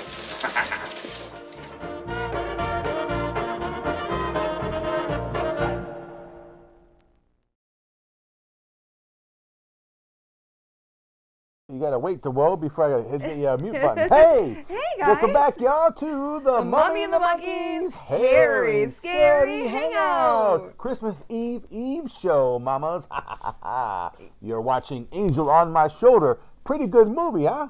Yeah, it's pretty good. Yeah, that's why I didn't want to mess with it. Maybe next year I'll put some sound effects in it, but this year I thought I'd let it play as it is because it's such a great movie. I just love that the character there. He is so over the top, man. I love it. Oh, the way he talks and everything, and it's just so wild. It's incredible. And then we saw the Stasha skit where she's making Santa mad. Yeah, that skit works for Halloween and for Christmas. Well, for some reason, Yashu sends Stasha out to trick or treat, at the North Pole for some reason, and basically to, steal presents, whatever. But anyway, yeah, but pretty funny stuff. I like that skit a lot. Yeah, very fun. And thanks to our buddy Schlockmeister, Rich, for helping us out with that too. Yeah, he plays Santa in that skit, and it was great seeing him work with Stasha, and we were able to make a fun video. Absolutely. Now we're going to get on to some or some fans that send us, or people that watch the show, whatever you want to call them, send us some Christmas mail, some cards and whatnot. So, you want to get into that? Well, there's another super chat that came through. John Biggins, thank you so much. Right. He says, "Merry Christmas and a Happy New Year." Yeah, happy holidays. Thank you so much. Thank you so much. Too kind, too kind. Lois says it's a great movie, but I miss John Saxon. Oh yeah, he's around. He'll make an appearance. He wanted to take a Christmas vacation. Yeah, even John Saxon's sort of likeness has to take a break every now and then. Even the likeness does. Yeah, or his ghost. Yeah. Well, yeah, sure. All right, so we have a lot of fan mail that we can open. Yeah, some cards. Yeah. So let's open a couple cards. Okay, you got them. So let's see what they got over there. Okay, so this is from Deneen in Norton, Ohio. Ooh, we got a little stack over there. There's a whole stack. Give me one. Here, why don't you open that one? All right, let's go with Deneen over here. And then this card is Dave and Pat Medlinger in Monroe Falls, Ohio. Make sure you check them real good for any money, because the bills could fall out. You're not supposed to send that in the mail, Grim. No, I'm just kidding. Ooh, a Boris Karloff card. Hey, check that one out. Mummy. And we got this really nice. It's a Christmas tree with like it looks like a little deer or a little woodland critter there underneath the tree, from Deneen, and it says, "Mummy and Monkey, wishing you the happiest holidays and a wonderful new year in 2023. Deneen and Bill." Well, thank you so much, Deneen and Bill. I think this was they have a little. They probably printed these out themselves. Oh, a homemade card. Totally man-made. It's got like a little toad logo on the back. Oh, how cool! Very cute. This card is also fan-made, and it says, "Hope you dig up an ancient holiday season." Oh. From Dave and Pat. Thanks, Dave and Pat. That's fun. Put that right there on the mantle. We should put them right on the mantle there. There we go. I like that idea. Right in front of Mr. Jingling. Yeah. Houses dingling deeper out the caves. However that goes. I forget. It's been a while. And then this is from Linda and Dane in Medina. Yes. Medina, Ohio. The Statzes. So here's a card, and it shows some kids decorating for Christmas. All cute. With wreaths and stuff, and it looks like there's a little dog there. Oh, another super chat. And it says, "May the peace of Christmas bless you always. Best wishes for a happy and healthy new year, Linda and Dane." Thank you so much, guys. And we got another super, from Raymond Dronovich. Here you go. Is your Bible Papa, Raymond? Thank you. Thank you so much. Woo. I'm dreaming of a green Christmas. No, I'm kidding. There we go. Trying to put the card up there. There's, oh my gosh. I just hope they don't switch to what is that stuff called Bitcoin? Oh no, we're not going to. No cryptocurrency super chats, please. Okay, Amanda in Mogador, Ohio sent this card. And here you go, Grim, if you want to show it off. Mogador. It sounds like an exotic place. It's really cute. It's got a snowman on the front, a little frosty guy. Aw. And it says, "Warmest Christmas wishes to you. Wishing you moments you'll never forget. A magical Christmas to the merriest and the merriest yet. Love you too and the show. Thanks for the hard work and laughs for us fans every week. Here's to another great year, Amanda and Jeff Childers." Thank you, Amanda and Jeff. This is awesome. That's so sweet. It's going to go right up on the mantle. All right. If I could reach it. Are we running out of room up there? Maybe. Yeah, there we go. I like it right. Whoa. Oh, we'll have to fix that later. I'm going to get it right now. And this is Eric in Portland. Oh, Grim. Don't worry. Just go ahead. Here, it's all right. So this next one is Eric in Portland, Michigan. I don't miss a beat, baby. I got this down pat. There you go. All right. He had to fix his hat there. Yes. Oh, this is cute. It's the Charlie Brown kiddos. The, Peanuts gang there. Yes. Do-do-do-do-do-do-do. Close. Oh, look at that Peanuts A very card. merry... You said Peanuts, right? Peanuts. Okay. A very, very merry to you. Oh. Thank you for all the fun and good times and all those yet to come. Merry Christmas, Happy New Year, the Hendrys. See? Robbie, Malaya, Jessia, Leanne, and Eric. I hope I pronounced all the names right. Wow. Wow, thank you guys so much. It's really cute. How nice. That is really cute card, yeah. We're bad. We didn't send out Christmas cards, but I think we'll send out Valentine's early. No, but we put together. To make up for it. But we put together Christmas gifts for everyone in the sort of in the realm of our show, and then the other two things we have coming up this weekend: our Christmas Eve show at 7 p.m. Eastern Time here on our YouTube channel. It's a premiere, so we're not going to do it live. We won't stream it live, but it will premiere. Have a chat. Right? Yeah, it'll have a chat. The chat will be open 7 p.m. It's like a 3-hour show. It is. And then we have another 7 p.m. show on Christmas night. Now, the 7 p.m. show, Christmas Eve, what do we got on board there? I'm already blanking out what I put there. Scrooge is one of them, right? It's really cool. The Jingling Christmas Special. You're out of order. Oh, okay. Let me stay. So Saturday night at 7 p.m. is going to start off. We're going to host the whole thing, too. We shot all those raps already. Mm-hmm. But we have Cliff's Christmas Cartoonapalooza. That's right, a whole hour of cartoons with Cliff Jablonski hosting it. And then after that is an unseen, never seen before, a Christmas special from me from 1958 I put together called Grim Gory's Fright Christmas. Yeah, that's right, never I before don't think seen. anyone has seen it. And what I'll be playing on there is the Tales of Frankenstein. Oh, and then nice. Right. And after that is the original, the Scrooge movie from 1935. I don't know if it's an original movie or not, but there might have been a Scrooge before that, right? Who knows? Maybe a silent film version. I don't know. But yeah, 1935 Scrooge. And then Sunday night, Christmas night, yes, at 7 p.m., we're going to start off with a Mr. Jingling special. And that's a Cleveland area sort of thing. And if you remember him, it's like a half-hour TV show. Yeah, he was the keeper of Santa's keys. That's right. To the toy factory or whatever. Absolutely. And then after that, I'm already blanking on it because there's so much programming. Well, that's okay. We can discuss it more. Yeah. Let's remind people we do have a prize giveaway at the end of the night. Yes. And the prize is a Mummy and the Monkey official trading card made by Histo Chain 1 on Instagram. He has partnered with Detroit Land Vending. So he does make cards for vending machines, and there's other companies like that out there. But this is really cool. It has a QR code. Man. It has like a serial number. It's sealed in this lucite or plastic case or whatever it is. Legit, so legit. Yeah. I love it. And just be active in the chats, guys. I'm adding names to my mummy bucket. Ooh. My mummy bucket is filling up with names, and at the end of the night, we're going to pick one lucky winner. Now, Gary Smith, he won last week. That's right. And I still need to mail it out. So I'm thinking after Christmas, I will mail out, both of the cards. That's right. It's been a kind of hectic week. Oh, yeah. The rest of the schedule for that night is after... excuse me, the Mr. Jingling special. It's Vincent Price narrating A Christmas Carol, another version of the Dickens classic. Oh, yeah. And then that robot movie, Tobor, that little mini movie, Tobor. Woohoo! And then after that, to end it, we're going to do a replay of Home for the Holidays, a movie we showed on, I believe, Christmas in July a couple years ago. Yeah, very cool, Grim. With Sally Field from 1972. And that one does have sound effects. So, it's going to be a good weekend, a jam-packed weekend, and it's all going to happen after all your festivities during the day. You can wind down in the evening into the night with the Mummy and the Monkey. There you go. And I want to add, when I do call the name at the end of the show, whoever's name I call, they need to email us their info so I can get the card out to you. Mailing address. So I have a way to mail it to you. All right.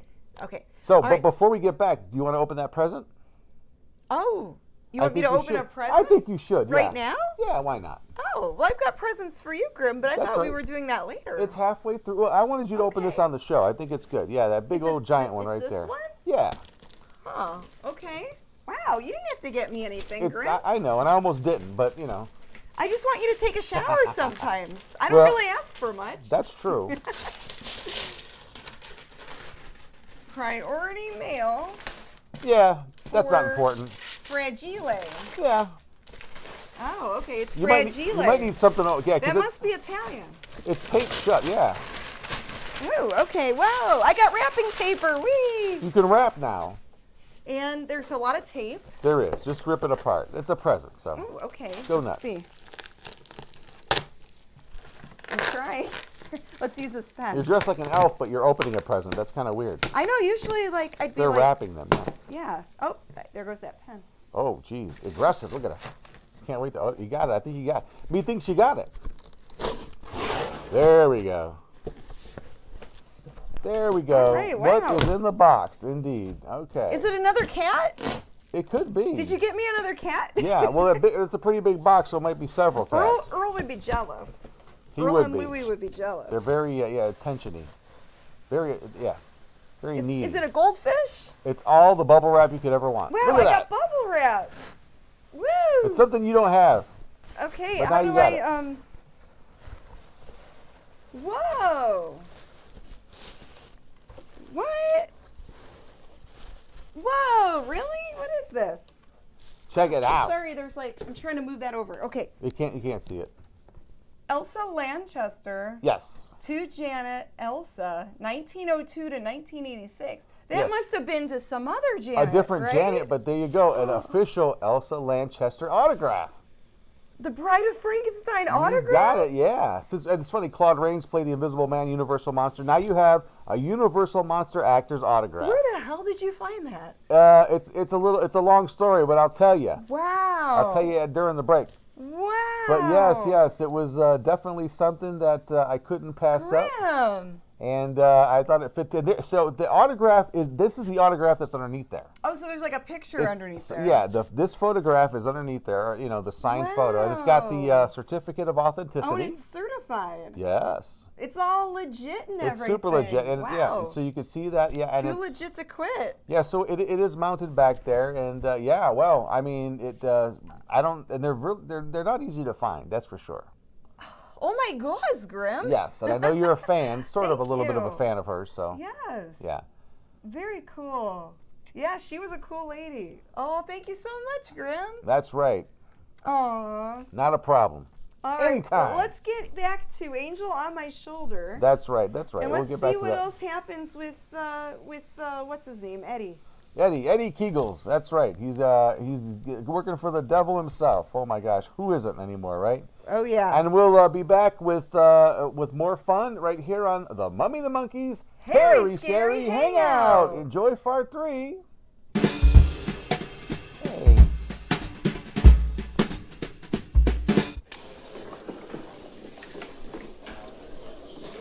I could do that. Hold on. I know, but. Fellow Americans, as the campaign for governor of this great state goes into its final phase, it is an honor and a privilege to speak once again in behalf of the candidate of the Citizens Better Government Committee, Judge Frederick Parker.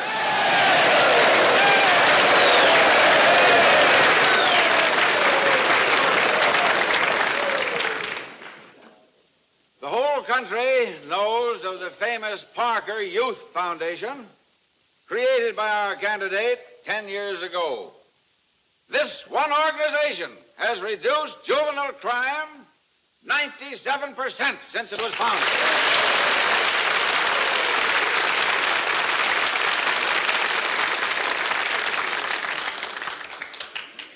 Because Judge Parker is a man who understands that juvenile delinquency is not a matter of bad boys and good boys, but rather a matter of bad conditions and good conditions.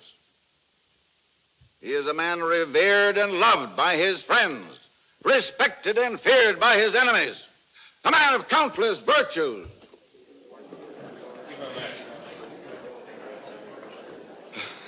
Ladies and gentlemen, as we have just seen, one of Judge Parker's numerous virtues is his modesty. What's the idea of letting me down? I'm not letting you down. Far from it. What about this? Throw it away. Go out there and tell them off. Tell them off. What'll I say? Surely I don't have to tell you that. These people sent you to prison, Eddie. They're your enemies. The Thou Shalt Not gang, the Law and Order Brigade, they hate you. They've always hated you. Now's your chance to tell them what you think of them.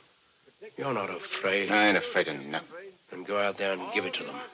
Call them by their right names. Call them every name you can think of. It is my privilege to introduce the next governor of this great state, Judge Frederick Parker.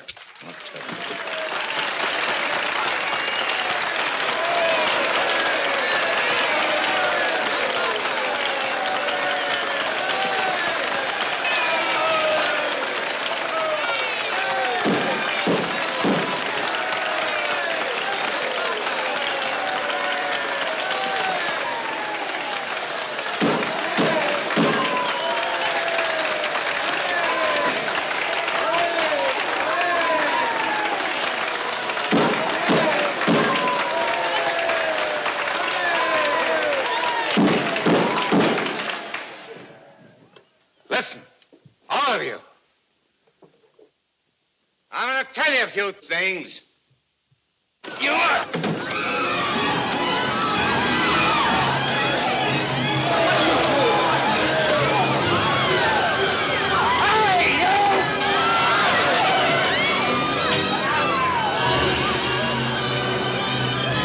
He's using jujitsu.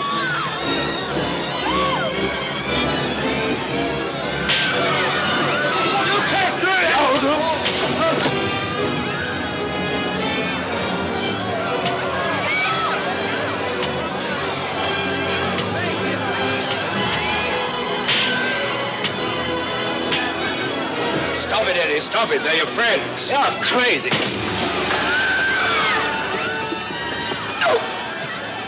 See that? Take it, Eddie. Take it.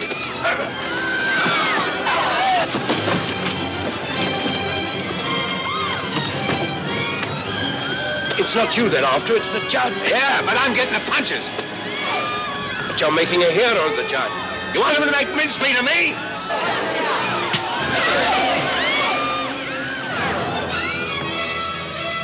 Idiot. Sexy cops. Beat it. Beat it. On your feet. Get out of here. Get going. No, I won't need that now, Mr. Kramer. Thank you. Are you hurt very much, Your Honor? No. You sure you're all right, dear? You able to walk? Sure. Gee, Judge, Your Honor, you're a champ. May I kiss you? The judge don't want girls to kiss me. You go right ahead, dear, if you want to.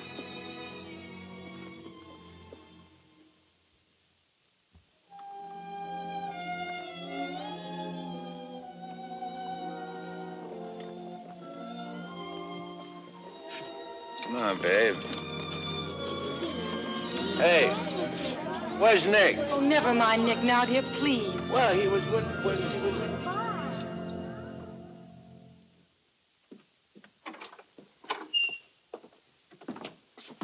Albert, get me some antiseptic and bandages quickly. Yes, Miss Barbara. Darling, you were magnificent. But you know you weren't cut out for that sort of thing. You know somebody who could have done it better? No, dear. But I'm afraid of the after effects. I know you're going to be ill. Hey, I ain't never been sick in my life. But, Fred, you were just... I'm glad Nick ain't here. Darling, what's come over you? What's this? Hey, take that junk out of here and get me a drink. The mineral water, sir. I said a drink. Bourbon. Well, Fred, you don't drink. You just watch me. And some cigars. But, Fred, you can't smoke or drink. You know that. Are you kidding? What are you standing there for? Get. Darling, please, you'll only make yourself ill. Stop worrying, Rosie. Fred! Hey, how about some smooching, eh? Darling, you have changed. Oh.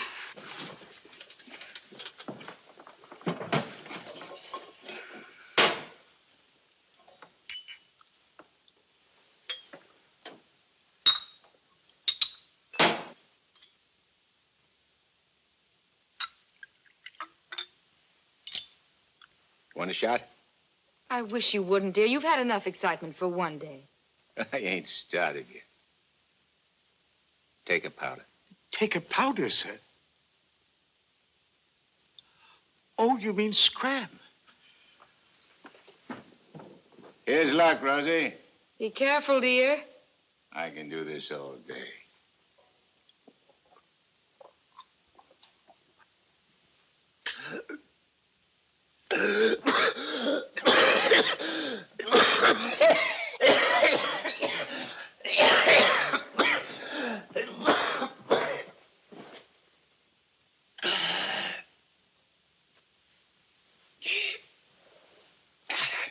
That's funny. I never choked on this before.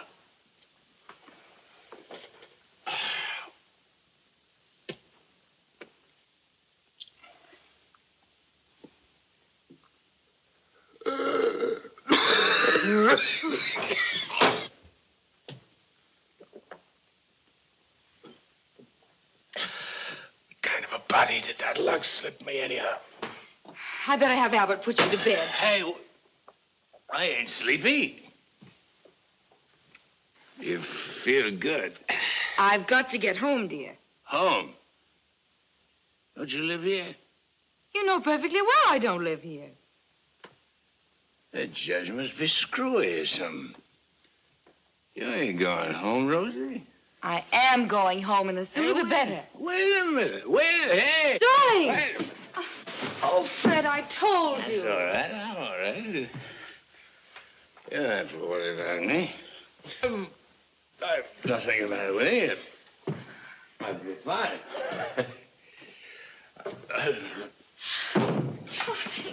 Miss Barbara, what happened?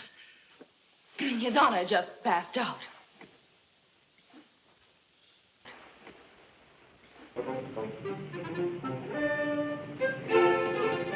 Taxi? Yes, ma'am.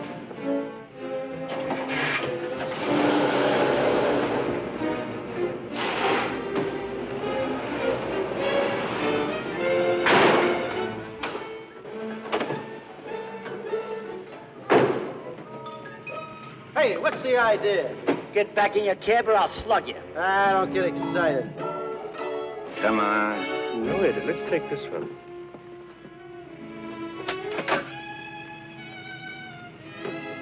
Criminal Court Building. Yes, ma'am.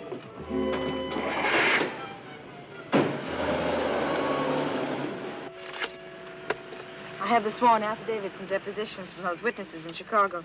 They came in the mail this morning. What witnesses? What's all this about? Chicago should be pretty familiar to you. I understand your bosom pal has opened a couple of night spots there. You mean Smiley? Well, who is Smiley, dear? I don't see his name in these documents. When I finish with him, the only place you'll find his name will be on the tombstone. Well, what is he to do with the Bentley trial?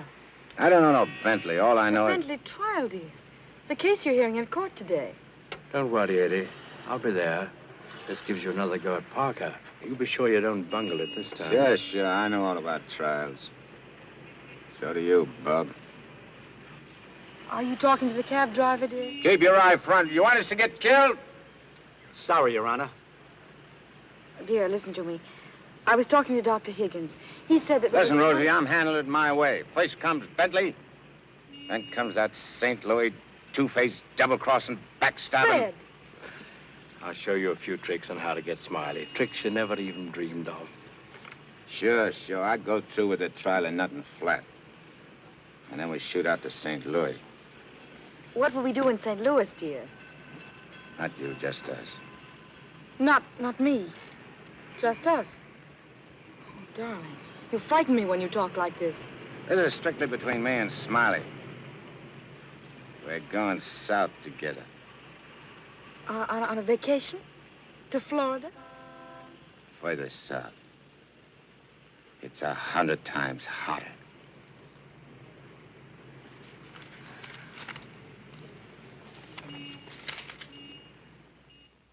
Boss, I tell you, them's his Honor's own words. And get this. He said he was going to rush through with the trial, then hop quick to St. Louis and get Smiley. That's dangerous talk for a judge and a gubernatorial candidate to make. You sure you heard right? You're positive? Yeah, he called him a double-crossing backstabber who was running the racket with the judge's dough. Nice work, Jim. Boys, we're in. The honorable judge just put himself right out of the running. Shagsy, that hunch of yours was right. This judge not only looks like Eddie, he's the biggest two-timing double-crossing candidate that ever ran for office. He's even worse than our own man. You calling the judge? I'm calling Smiley. This looks like what they put on a guy who's giving a necktie party. Now, tell me the rap on these Bentleys. Attempted murder. Mrs. Bentley and her husband tried to kill her father and collect his insurance. One of them things, eh? Mm-hmm. They pushed him in front of a subway train, but they bungled it, the fools. The old man's alive, but somewhat mangled. The entire country's shocked by the ugliness of it. Somehow they failed to see any beauty in it. What chance they got? Judge Parker? None. Well, they wouldn't have spent all that money trying to square things before coming up for trial. Did they try to get to Judge Parker? Oh, no. They wouldn't do that. They know it's impossible to fix Judge Parker. But Eddie Cagle now. Hey, who's spreading the dough? A man known as Big Harry. Well, what's his last name? I can't look up no Big Harry.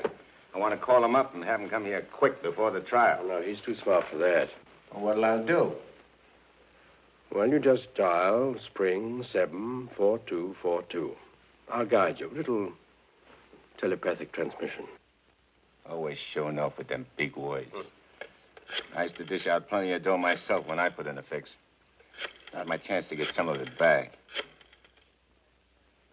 25 grand ain't enough to fix a rap like what this is. Why, it's heinous. It's heinous. The whole country is aroused by it. Yeah, it's aroused the whole country. But, Your Honor, as is the case of the People versus Mitchell, 186, New York 942. Like in the case of the People, Weston Mitchell, 186, New York's 942. They got 30 years.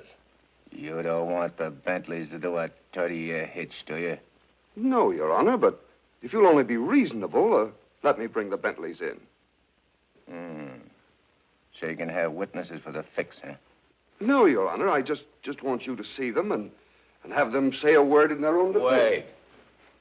Put the moolah on the desk first.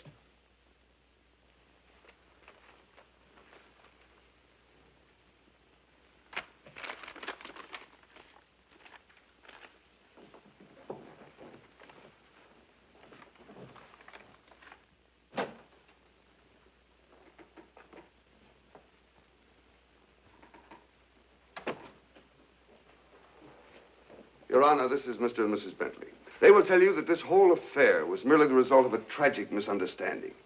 This fine, upstanding citizen and this frail, innocent, law-abiding little lady were simply victims of circumstance. As a result of which, Mrs. Bentley has been under the constant care of her physician. She's lost weight. She's been unable to... Rosie.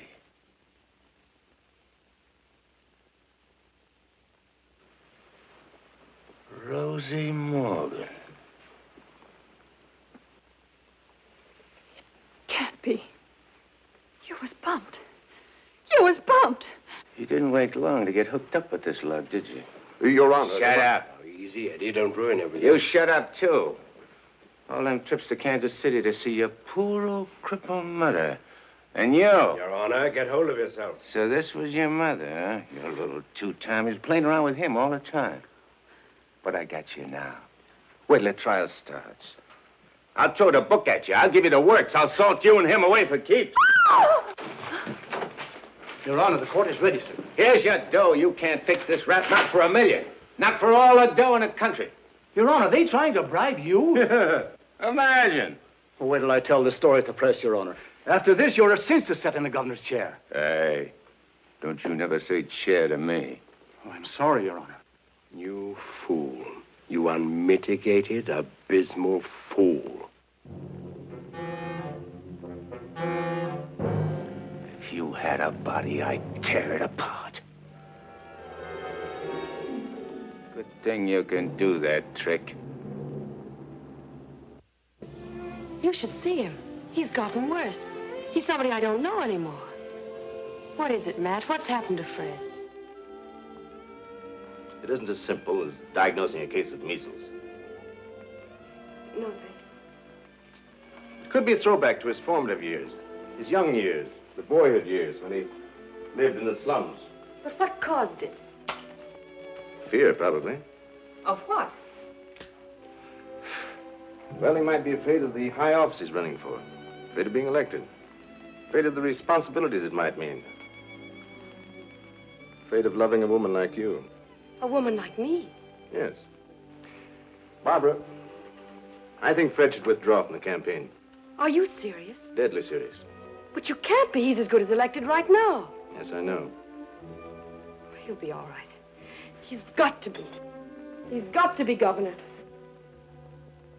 From judge's secretary to governor's wife. Not bad. Why, Matt. Barbara, we've been friends for a long time. You're the loveliest girl I've ever known. You're also the most ambitious. Yes, Matt. I am. See, I'm not a psychiatrist. I don't know much about neurotic conditions. But I do know that what Fred is doing, he must do. Psychiatry won't give a lot of poor kids a chance to grow up like decent human beings. And Fred Parker will. Psychiatry won't wipe out the vicious elements in this world, but the influence of Governor Parker will. And this ambitious wench, Barbara Foster, is going to help him do it. I'm sorry, Barbara. I guess I was mistaken in you. Forgive me? I'm sorry, too. I'm sorry that a man like Fred has to pay for all this with his health. Well, perhaps it'll work out. As a matter of fact, his condition may pass as quickly as it came. But he must be handled with patience and understanding. It's going to be difficult for you. Nothing's difficult where Fred's concerned. If you could possibly get him away for a short while, it would help enormously. I'll do my best. Good. Still friends? Of course. Always. Goodbye, Matt.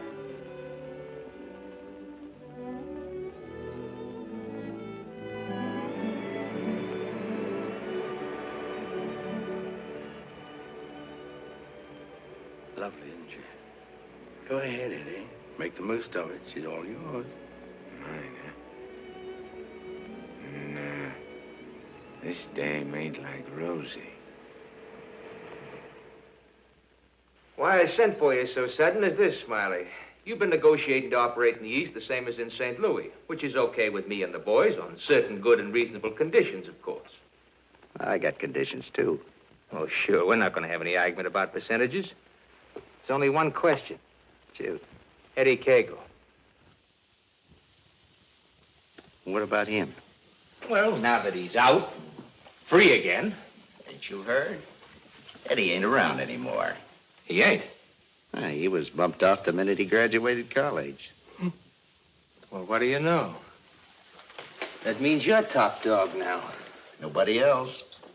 And you're operating alone? You don't have to ask nobody about nothing? You're learning fast.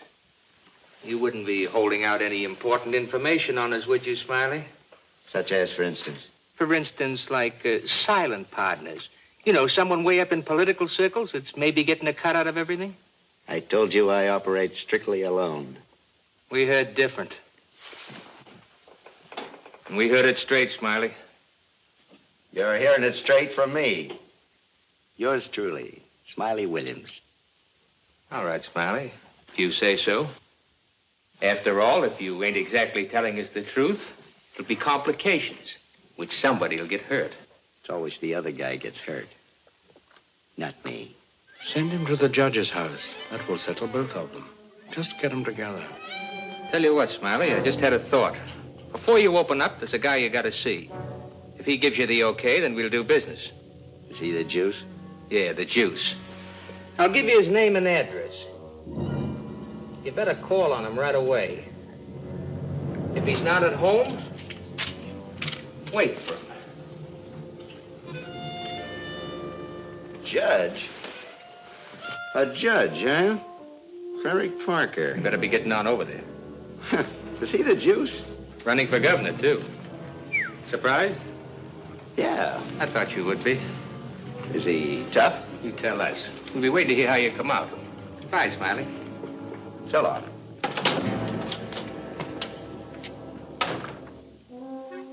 My children, you'd be lost without me.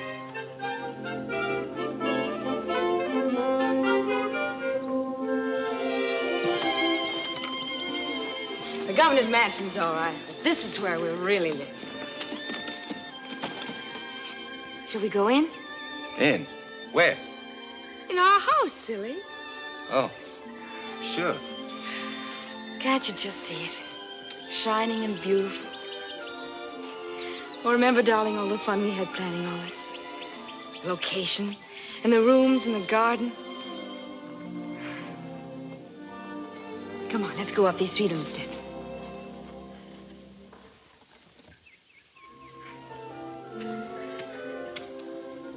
Careful now.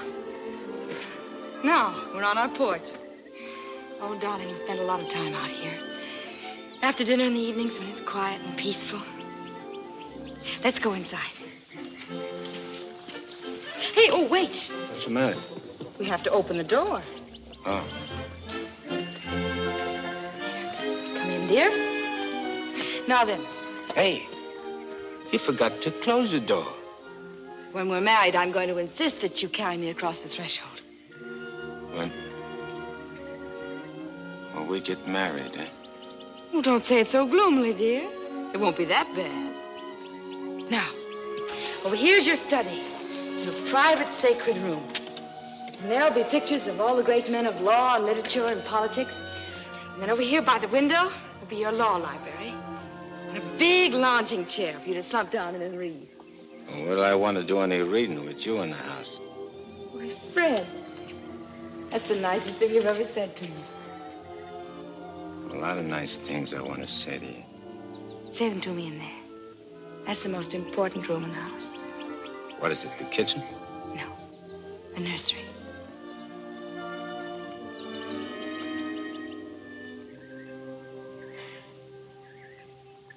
You mean you want to live here with me and have kids and sit on a porch? Of course, darling.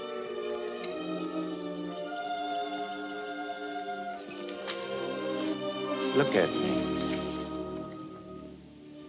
You mean with me?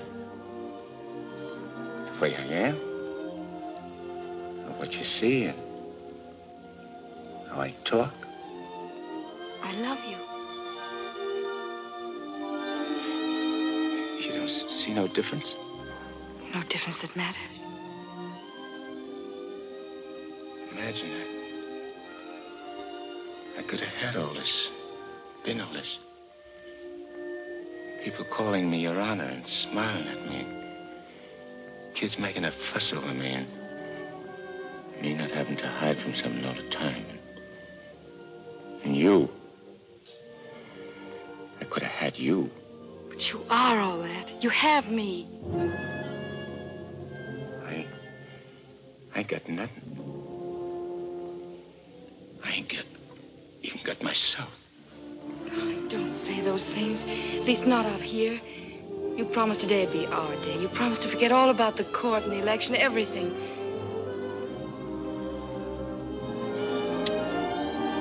Please, darling. Let's just enjoy ourselves.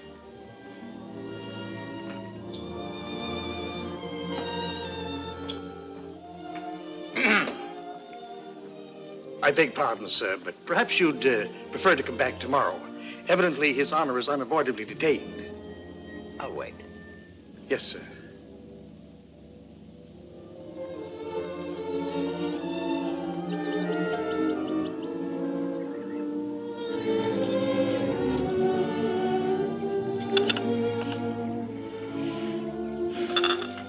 You happy, darling? Yeah. But I'm scared, too. Of what? Yeah, I don't know.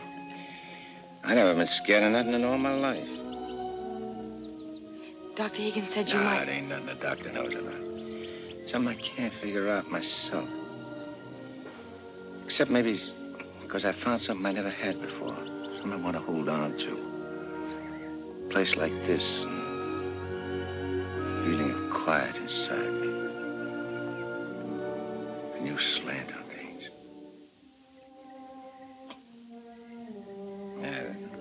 I'm talking screwy. No, you're not. It makes me so happy to hear you talk like that. Happy? Fred, I'm beginning to find you again.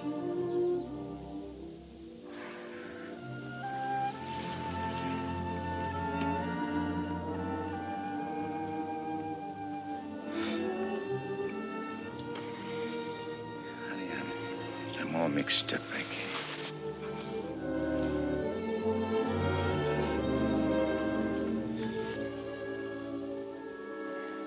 You see, I I made a deal. Well, how could I know that I'd meet up with a girl like you?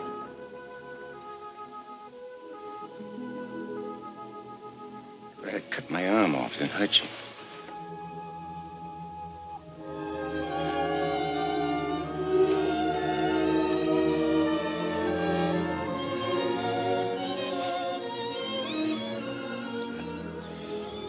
I'd like to puzzle it out just for a couple of minutes.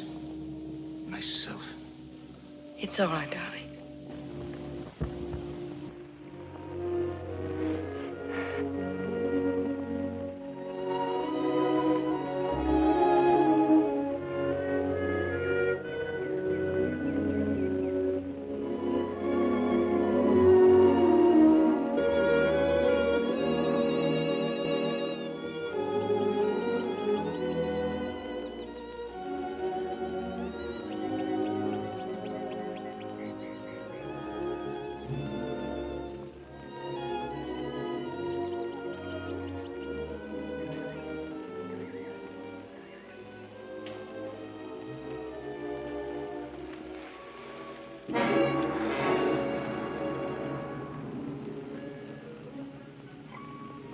That was a very touching scene.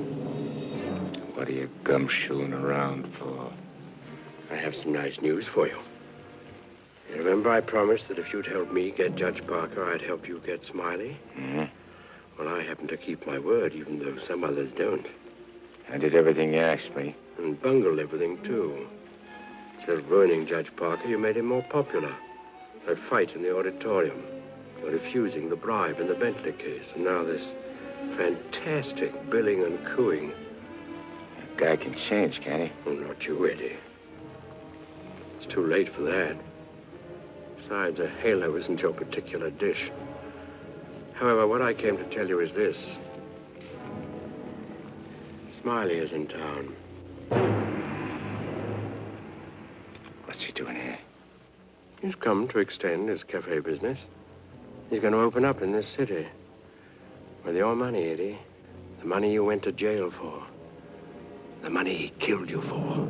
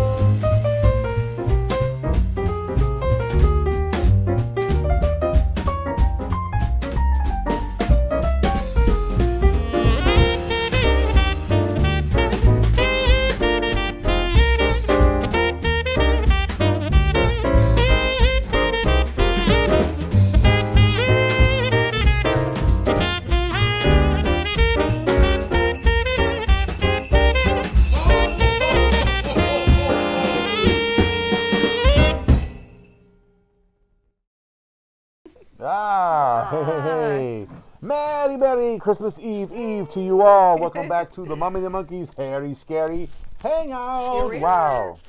Now, is this movie great or what? I mean, this movie reminds me, at least in the Cleveland area, something I'd watch as a wee ape on like Channel 61 or Channel 43 on the weekend. It would be like, in the afternoon, and you're just kind of, going through the channels. You'd find some kind of crazy movie, and you'd lock in on this. And I think a lot of this is missed nowadays because I don't think any kids look for stuff like this. They just watch all the new things, But we were fed all this stuff in the 70s and 80s. It was just like prevalent on, right? Because this is what they would show. It was real you know? common for you to see like these old-timey movies on, you know, the local channels. I just loved it. It so takes me back to that. And if you like this movie, a little bit different, but it kind of reminds me of it in the sort of, you know, the way it's told, a movie called Borrowed Time. I've never seen that one. I have that, and I think I have to show. Get the tissue, get the Kleenex ready. Oh, it's like a drama? But it's really good. Okay. Take it from Grimm. It's a good movie. All right, so, and it's kind of got a supernatural twist to it, too. Oh, cool. Okay. Anyway. So we have more cards we're going to open, and then we also have a What Do You Do segment. We got so much to do. There's so much to do. Do you want to do the What Do You Do first, and then the cards? Yeah, let's do that. Okay, let's do that. do that. And we got another super, oh my gosh. Albert, oh my gosh, thank you so much. Oh, it is a green Christmas. Okay. Very cool. Actually, maybe a chartreuse Christmas because it's kind of white and green mixed together, making a pasta. Anyway. All right. Mark Allen says he likes the older gangster movies. A lot of older movies in general are just kind of fun because at least they were at the beginnings of what we all see now. Mm-hmm. There's a lot of great movies, obviously, that are you know, contemporary, and that's good. Right. But don't condone or condemn a movie just because it's black and white and from the 40s. You're missing out on a lot of stuff if you like that. Some of those old movies are really good. It's awesome. Yeah. All right, so we're gonna do What Do You Do? So we have to start out with the theme song because you know. It's not What Do You Do if you don't do that. So here we go. What do you do when you're watching the Hangout? Do you watch on your PC? Do you watch on your phone, in a group or alone? Send us pics and let us see. What do you do when you're watching the Hangout? Does your hairy, scary show? Do you watch with your dog or you sleep like a log? Send us pics and let us know, yeah. We're on like Donkey Kong. What do I do here? Boom. Hey, the first one. Hey, look who that is. There's Bobby Harvey Jr. He sent that picture in. Thanks, Bobby. He watches that. He watches us. While wearing that. Yeah, but it looks like he has he's his dressed very festive. But he has his like Christmas vacation or Christmas. Yes, it's Christmas Vacation. National Lampoon Christmas Vacation. Yes. Christmas show. But he's got the Wally World hat on. Looks like a little bit there. So. Yeah. Thank you, Bobby Harvey, for sending that in. And we got the Whoa! Oh my God! Wow! I said, will YouTube allow that, Grim? Are these the nude viewers you're talking about? Wow! Or new ones? Yeah. So that's, I guess that's how Bob Ferguson wears pajamas. I guess I know who's on the naughty list, Bob. Yeah, so that's his Festivus photo. Yes, he's blocking all the good parts. Dang it, Bob.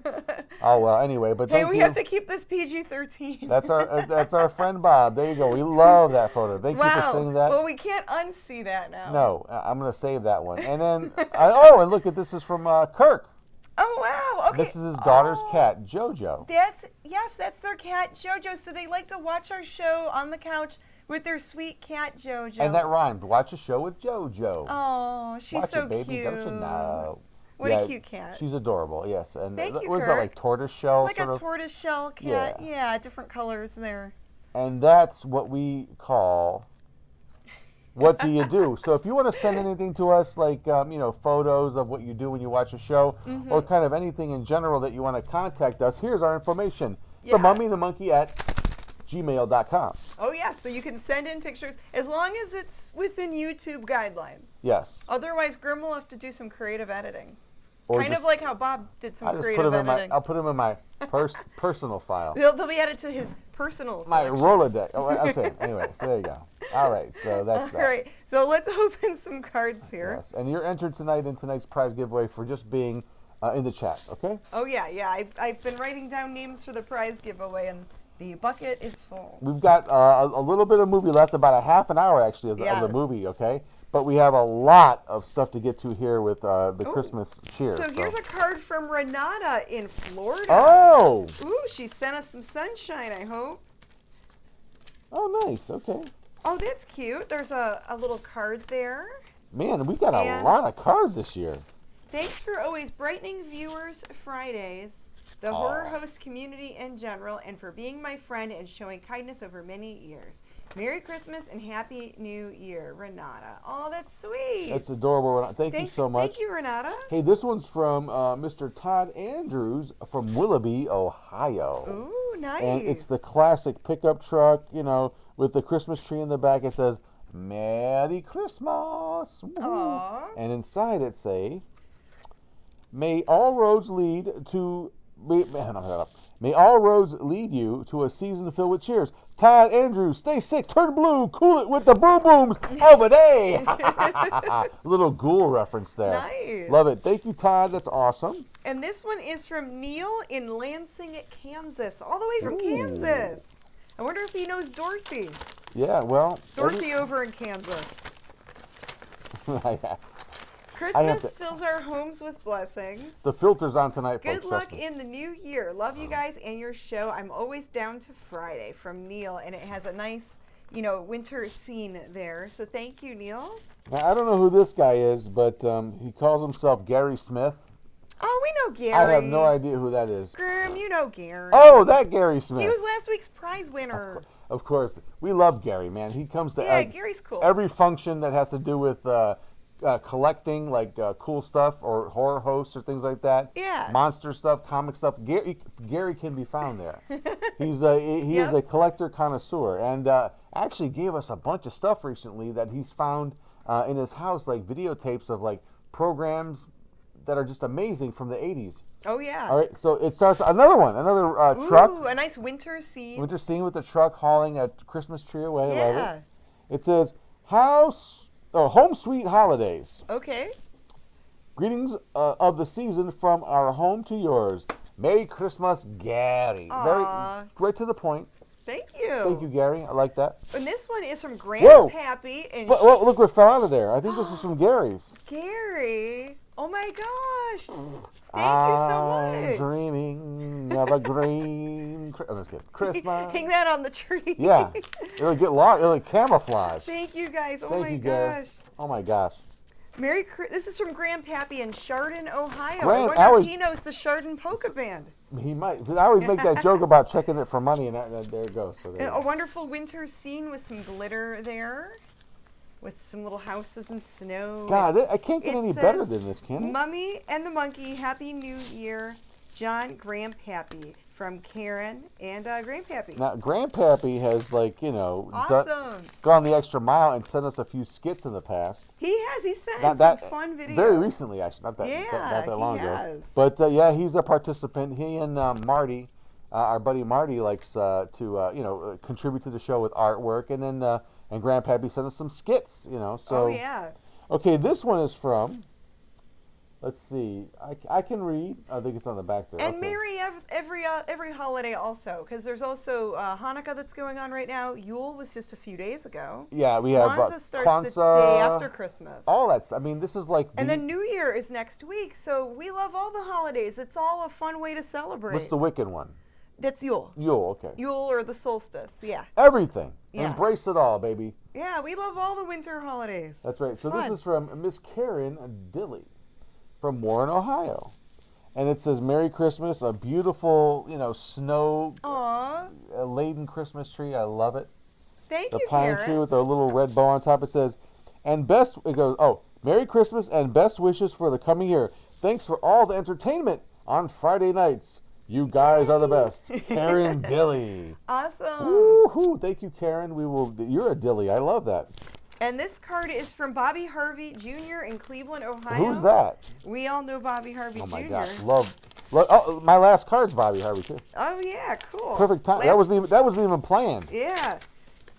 All aboard the Polar Express. Woo, and it has a Polar Express fancy golden ticket. Have you seen that movie? Hope your Christmas is as special as you. Oh, thank you. Have you seen the Polar Express movie? I have, when it first came out. I got a Polar one too. It says all aboard. We both got tickets to the Polar Express. Yeah. That's pretty cool. That's fun. I think we've got the Polar Express going on right now outside with the weather. Yeah, we thank you, Bobby Harvey, for the weather to go with it. Yeah. It's his fault. No, thank you, Bobby, for that. It's almost like winning the Willy Wonka gold ticket. The golden ticket. Yeah. Yeah. That's so cool. Hey, we got another super chat on board here, I see. Leo Smith, oh my gosh. Wow, thank you so much. You guys are the best. And he says, Merry Christmas, Janet Grimm. Wow. And Bob says, Polar Express ticket, get out of bed, Grandpa. Now, you know what? I have to admit, I don't think I've seen that one. I know it's Tom Hanks. It's a CGI deal. But I've never seen that one. And another movie, I have to admit, but I'm going to rectify that. I say that now. But hold me to it, okay? Okay. This weekend, I will finally watch, in my long existence on this planet, I have not seen It's a Wonderful Life. Now, not even as a kid. I walked into this. Well, I think you need to watch it. And to prove it, I've walked into rooms where people are watching it, and it's on whatever scene, and I don't recognize it. I'm like, what are you watching? And I guess It's a Wonderful Life because I've never seen it. It's a black and white movie, and if Jimmy Stewart, it's a good movie. But Miracle on 34th Street, the original with that's also Natalie Wood, that's my favorite one. Okay, it is. I know a lot. That's my, but right along with it is Wonderful Life. I don't think I've ever seen it. So this weekend, I have a copy. Okay. I'm gonna watch it. All right, I'm gonna hold you to it. You have to watch the movie. All right. And speaking of good movies that we have to watch, we need to finish up watching Angel on My Shoulder. Oh man, this movie is so how good. many more parts do we have? Is this Just the one last more. one? Though I did 4 20-minute chunks. It's about an hour and 41-minute movie. Wow. Okay. Right. They get it. They do a lot of character development. Some chonky parts. Yeah. You get to see what I like about this movie too. If you watch closely, you see the devil character, right, Claude Rains, thinking he's getting over on the gangster, like kind of. He'll be in the court, he'll start giggling like he has no idea that I got him. And then the gangster guy does the exact opposite thing, and it cheeses the devil off. It's so great. I like that, like, back and forth. Like, the devil thinks he can just manipulate anybody, but not this guy. This guy is a total, he has no idea. He's a loose cannon. Yeah. But anyway, so let's see what happens between... Yeah, we'll watch more of Angel on My Shoulder. We'll watch the rest of that. The exciting and then conclusion. We have a couple more fan things to open. We do. We have more stuff to open up here, so we have a lot more show to go. No hangover tonight, but we got more show this weekend. Like we said, 7 p.m. on both nights, Saturday and Sunday night. We have about 3 hours-ish of programming into the night, Eastern time. And Cliff, our little devil sidekick, he's going to be hosting his own cartoon show. Cliff's Christmas Cartoon-a-Palooza. Cartoon-a-Palooza tomorrow evening. Come on, you can't get any better than that. Some classic cartoons. That's right. Yes. Yeah, that'll be fun. A lot of great stuff coming all weekend. This Christmas weekend. So hey, here we go with the exciting, pulse-pounding conclusion of Angel on My Shoulder, right here on the Mummy. I don't see any on my shoulder. There's just a couple of devils on there. Yeah, I That's thought a what couple see. devils. That's for sure. Anyway, right here on the Mummy and the Monkey's Hairy, Scary Hangout.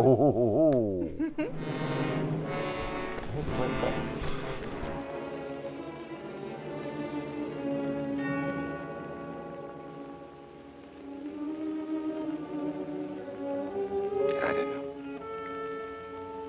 Getting the rat don't seem important no more. Oh, no, really, Eddie, you're going soft. What's more, you're getting yellow. Don't you never say that to me. And then prove I'm wrong by carrying out your end of the bargain. Well, I can't leave Rosie. I mean, Barbara. Smiley in town is not only a threat to you, but to Barbara, too. You mean the girl is in danger with Smiley here? Figure it out for yourself. When he sees you, if you don't get him, he'll get you. Like he did before. With a smile on his face. And you know what that would mean to Judge Parker. To his body. And where would that leave Barbara? So you see, either way, for her sake, for the sake of any little children she may have, you've got to kill him. You got a way of putting things which makes sense. Although inside me I know that I shouldn't follow your advice, but it's like you say. It'll only be doing Barbara a favor. Protecting her kids. Our kids, maybe. Now you're beginning to see straight and think clearly. Here we go. I gotta tell Barbara first.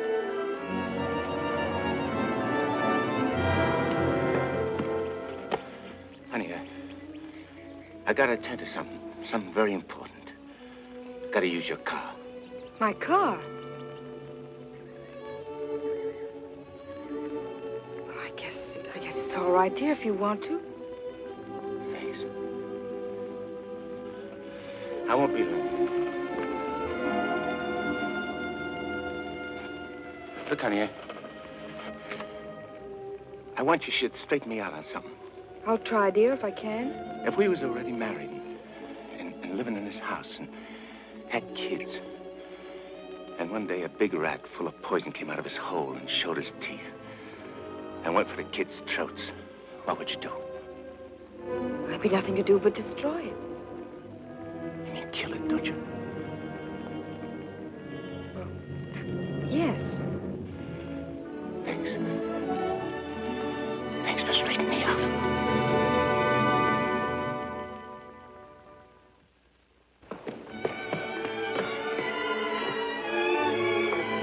Bert, wait!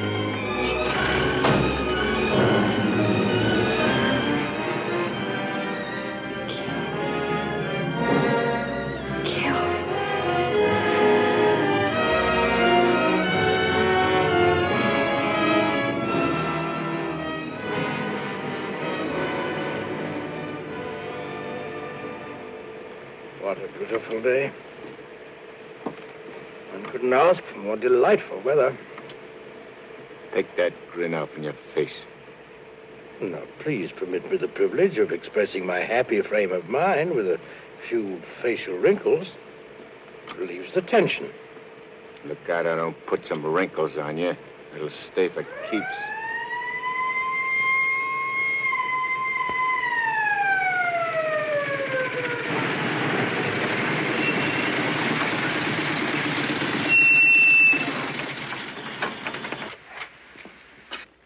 What's the matter? I wasn't speeding. I didn't say you was. Let me see your driver's license. I must have left it in my other suit. In this state, that ain't good. How about your owner's license? Tell him it's your fiancé's car. Tell him you borrowed it to go to a campaign meeting where you're making a speech. Don't you recognize me?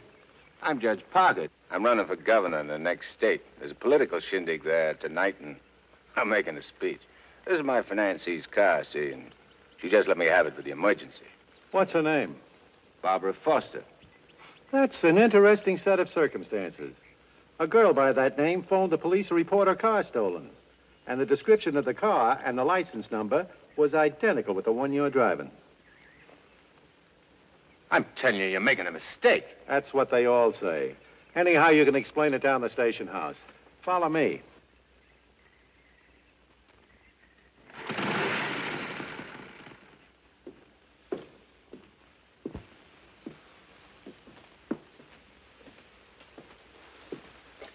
You know, this should convince you conclusively, Eddie, that I'm the only friend you have. First, your best pal Smiley double-crosses you, and now this girl. It ain't so. The cop pulled a boner. The girl ain't had nothing to do with it. Wishful thinking, Eddie. She knew you were out to kill, which meant you wouldn't be governor, and she wanted to be the governor's wife. You're a liar. Mankind has been beset by women since Adam, and Barbara is the true offshoot of her grandmother Eve. You're batty. Will you at last come to see that I am the only person you can trust? No further than I control this building. Stop talking to me, will you? You're only making a fire burn in my head. Now, listen. Stop right there! Hey, what's with you? Who are you talking to? Nobody. I just rehearsed my speech. Yeah, well, come in the other room. That lady's here, the owner of the car. Barbara. Barbara, tell this copper who I am. I beg your pardon? What's this? Do you know this man? I've never seen him before in my life.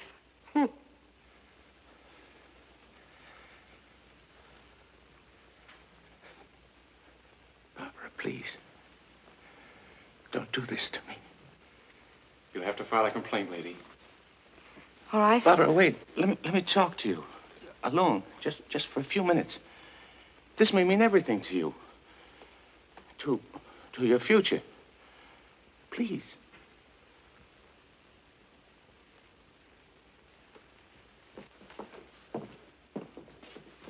Barbara,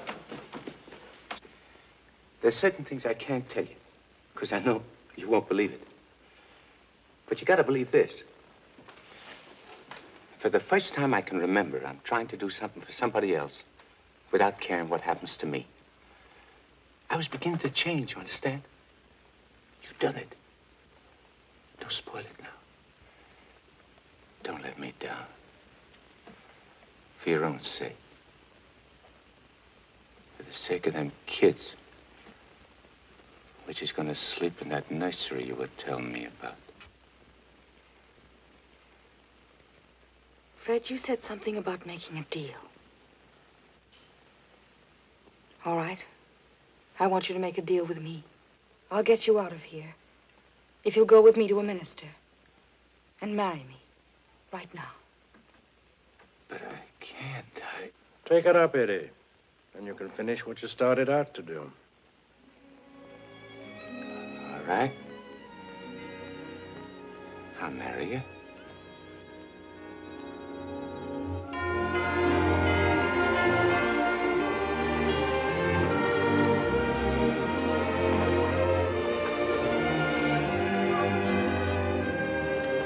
Hey, Nick, you're going the wrong direction. Going in the right direction. Never mind, Nick, dear, please.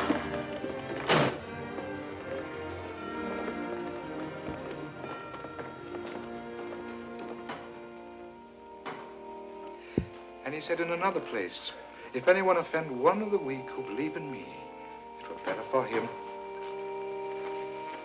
The millstone were better. Where did I leave off, Agatha? It were better. What were better? If anyone offend. If anyone offend one of the weak who believe in me, it were better. Well? We want to get married. Why? Too many people are getting married these days without asking themselves why. Well, there's an idea. Make a note of that for a sermon. Yes, dear. My husband is preparing his sermon. He'll be right with you. Won't you sit down? If anyone offend one of the weak who believe in me, it were better for him that a millstone were hanged about his neck and he were cast into the sea. And he said in another place, if thy hand offend thee, cut it off. It is better for thee to enter life maimed than to go into the Gehenna of inextinguishable fire. You said it, brother. Expressions of approval be confined to amen, please. For it is written that everyone shall be burned with fire, and every victim salted with salt. When the devil speaks to you, my children, heed him not. For his only desire is to lead you below. He is the evil one. Watch for him, no matter what name he introduces himself with. Lucifer, Beelzebub, Mephistopheles. Hey. I know him. Where was I, Agatha? Mephistopheles. Oh, yes. Heed not Mephistopheles, my children, lest you suffer eternal damnation. When he whispers in your ear, turn away your head and hearken instead to the angel on your shoulder. But if you ain't got no angel on your shoulder? You have if you live right, son. Be good, do good. The devil wields no power over a good man. Sit tight, honey. I'm coming right back. Where are you going? I'm going to tell off the devil. Good for you, son. The altar's to your left as you enter the church.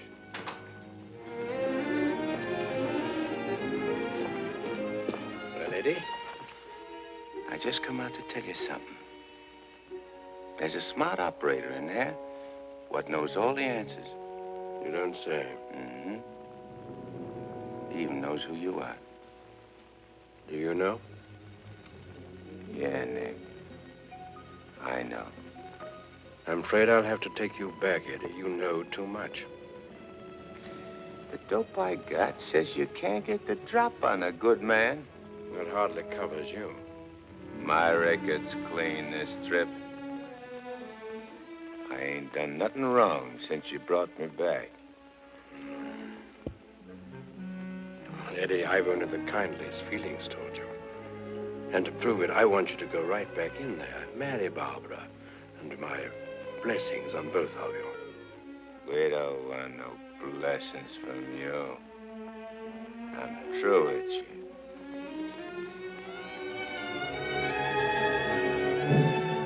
Beelzebub.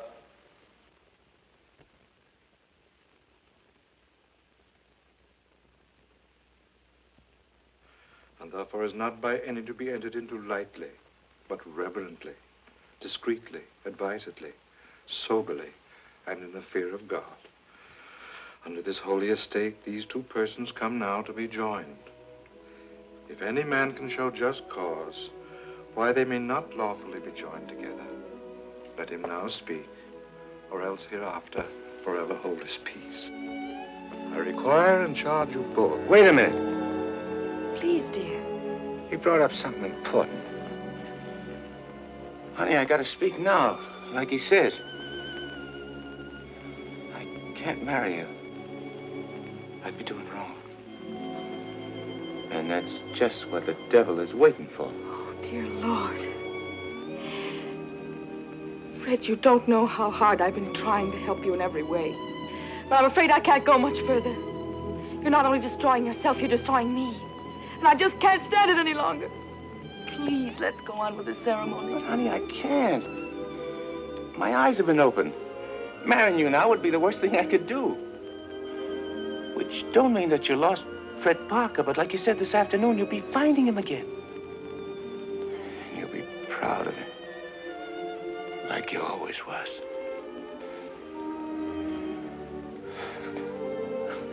Honey, if I could only make you understand.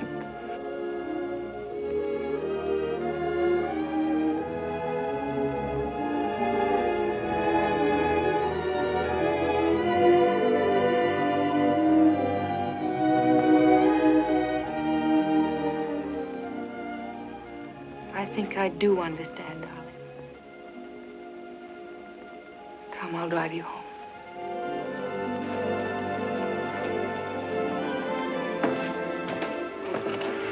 Please forgive us.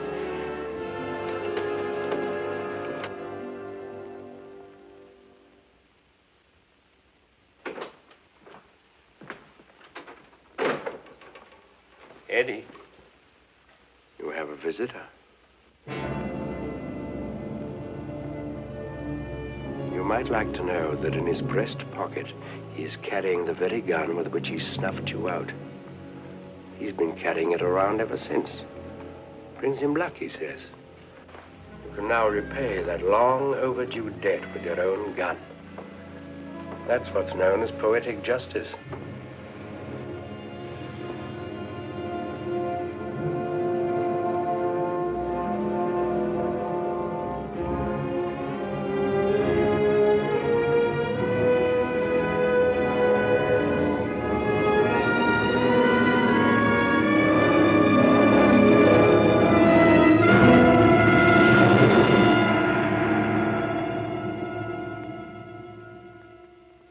Heed not Mephistopheles, my children, lest you suffer eternal damnation when he whispers in your ear, turn away your head and hearken instead to the angel on your shoulder.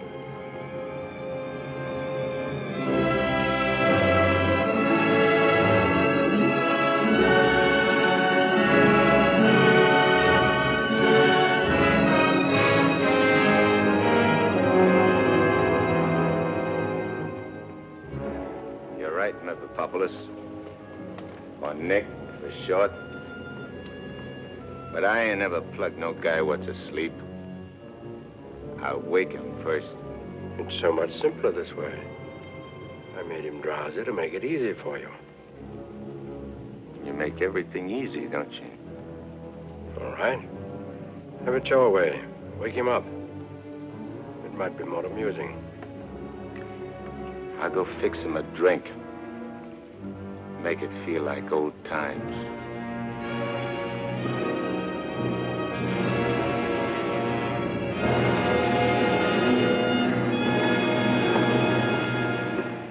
Smiley. Smiley. Huh? Who called me? I did. Oh, Judge Parker. I'm fixing a couple of drinks. What's on your mind?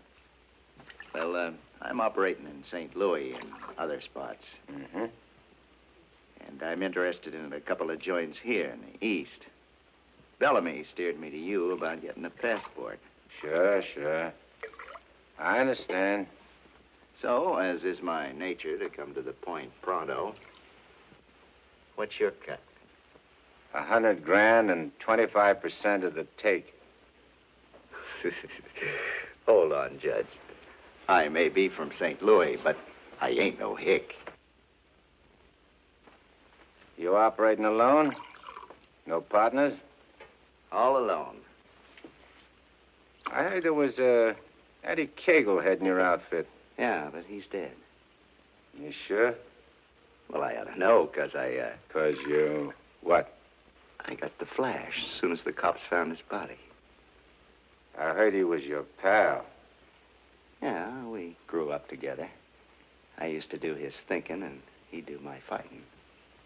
So you paid him off by putting 4 slugs in him from his own rod. Hey, what kind of talk is that? You after blackmail? This is Smiley Williams you're talking to. Who should know? Better than me. You... What are you so nervous? You look like you've seen a ghost. Stop it, Eddie. Get on with it. Shut up, Memopopoulos. My name is Smiley Williams. Pleased to meet you. They call me Judge Parker. Or maybe I ain't Judge Parker.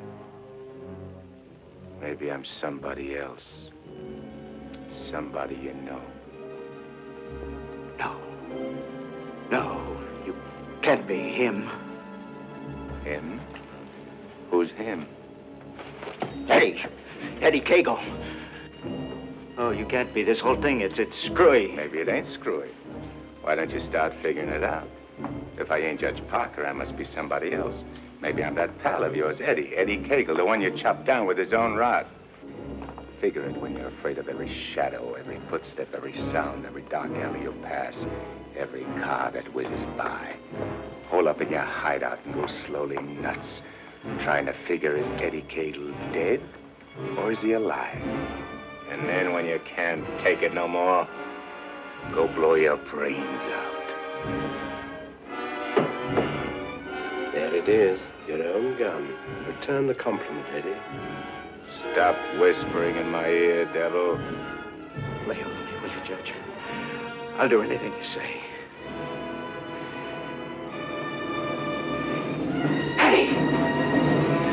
Eddie! Give me a chance!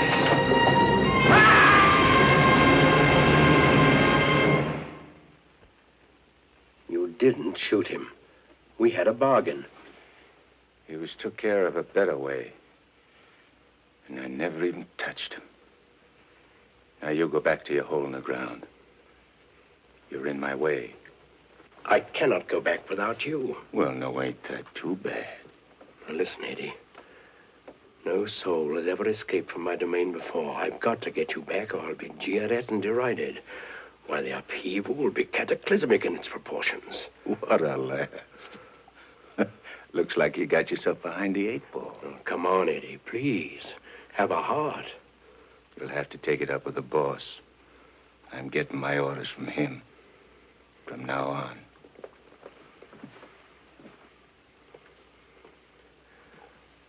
Must I run afoul of you again? Am I doomed forever to be vanquished? What has this subhuman creature, incubated in the recesses of foulness, done to become your favored? It was with evil intent that he ventured forth. He volunteered to do my bidding. Must I be humiliated by this maggot? I demand my rights. You're missing the point, chum. There's an hombre called Judge Parker and a sweet gal named Barbara what's been playing good ball with a lot of kids, which might otherwise join up with your team. And me, Eddie Cagle, is staying around to see that you don't mess things up. So long as you remain in the judge's body, neither you nor he can do anything. Once more, you're making Barbara very unhappy. The longer you remain on Earth, the longer she cannot be joined with her rightful mate. It was you who got me in. You were evil then. I had power over you. I get it.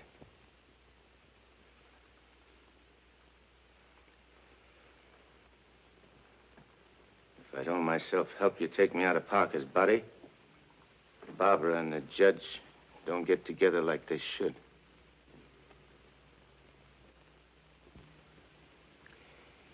All right, I'll make you a deal.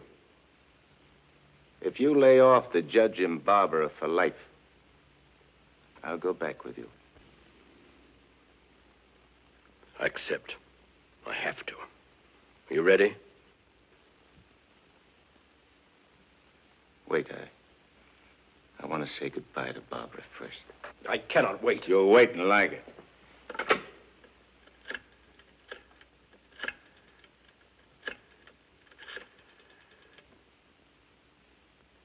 Hello? Barbara? I gotta see you right away. Hop in your car and come right over. Yeah. Thanks, honey.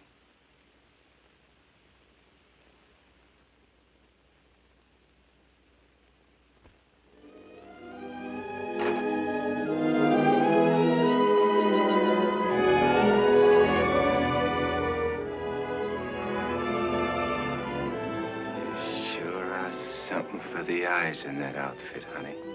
Thank you, darling. I wanted to look my best. You said we'd go to dinner and a show. I'm afraid that's soft. Because I'm going to Wade. I ain't never coming back. Dearest, what do you mean? Why would you be going away? Well, I can't tell you, because I'm afraid you won't understand, baby. I only understand that wherever you go, I want to go with you. Next.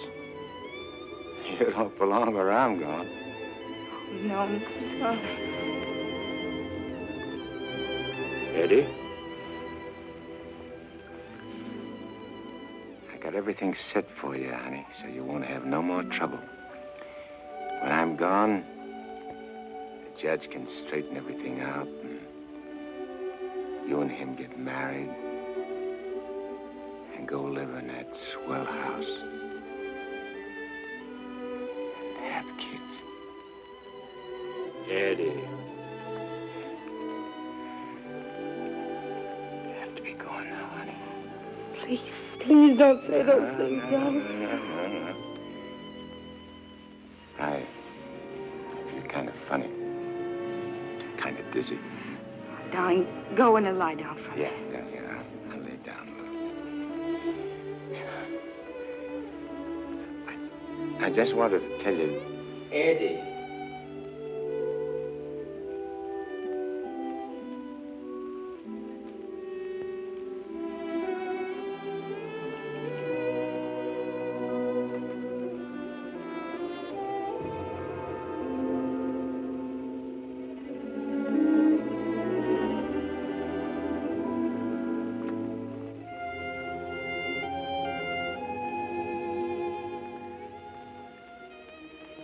Bye, honey.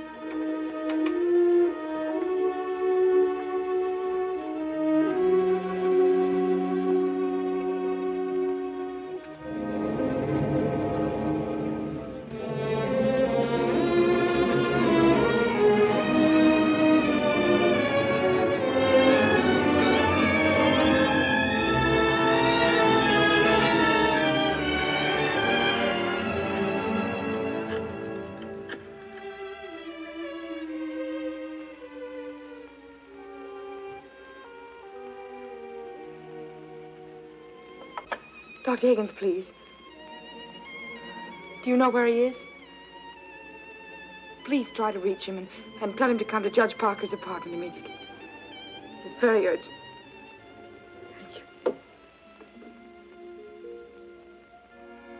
Barbara.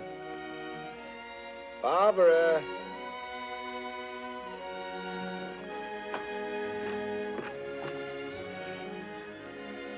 You have tears in your eyes. What's the matter? It's nothing. Nothing. Everything's fine now.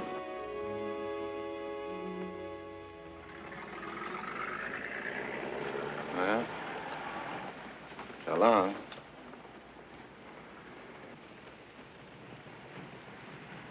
Funny. I never thought people's faces looked so good. There are lots other things I never noticed before. If I'd only known the first trip around what I know now. When I get you down below, I'm going to take special pains with you. I'm going to introduce you to agonies undreamed of. I don't think you'll be so tough. No? No.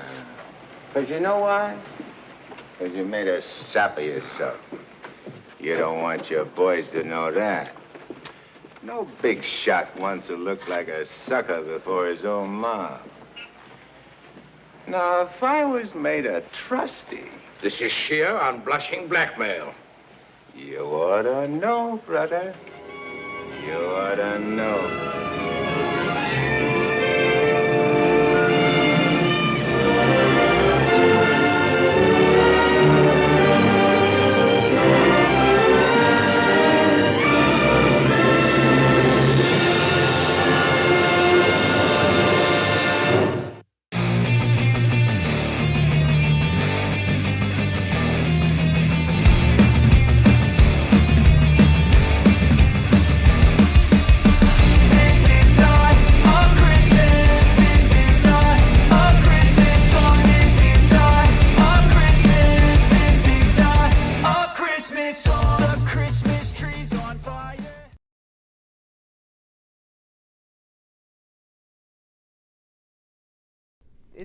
Is it on now? Testing, testing. 1, 2, 3. Are we Oh, good? let me wipe the tears out of my eyes. Wow. Aw, that was a good ending. I love that movie so much. You know, it's become one of my favorites over the last few years. I have seen it here and there. But hey, welcome back, everyone. Let's do that first. The formalities. Welcome back to the Mummy and the Monkeys Harry Woo. Scary Hangout. We just finished up Angel on My Shoulders from 1946 about a mobster, a dead mobster who made a deal with the devil. But, you know, some things changed for the better.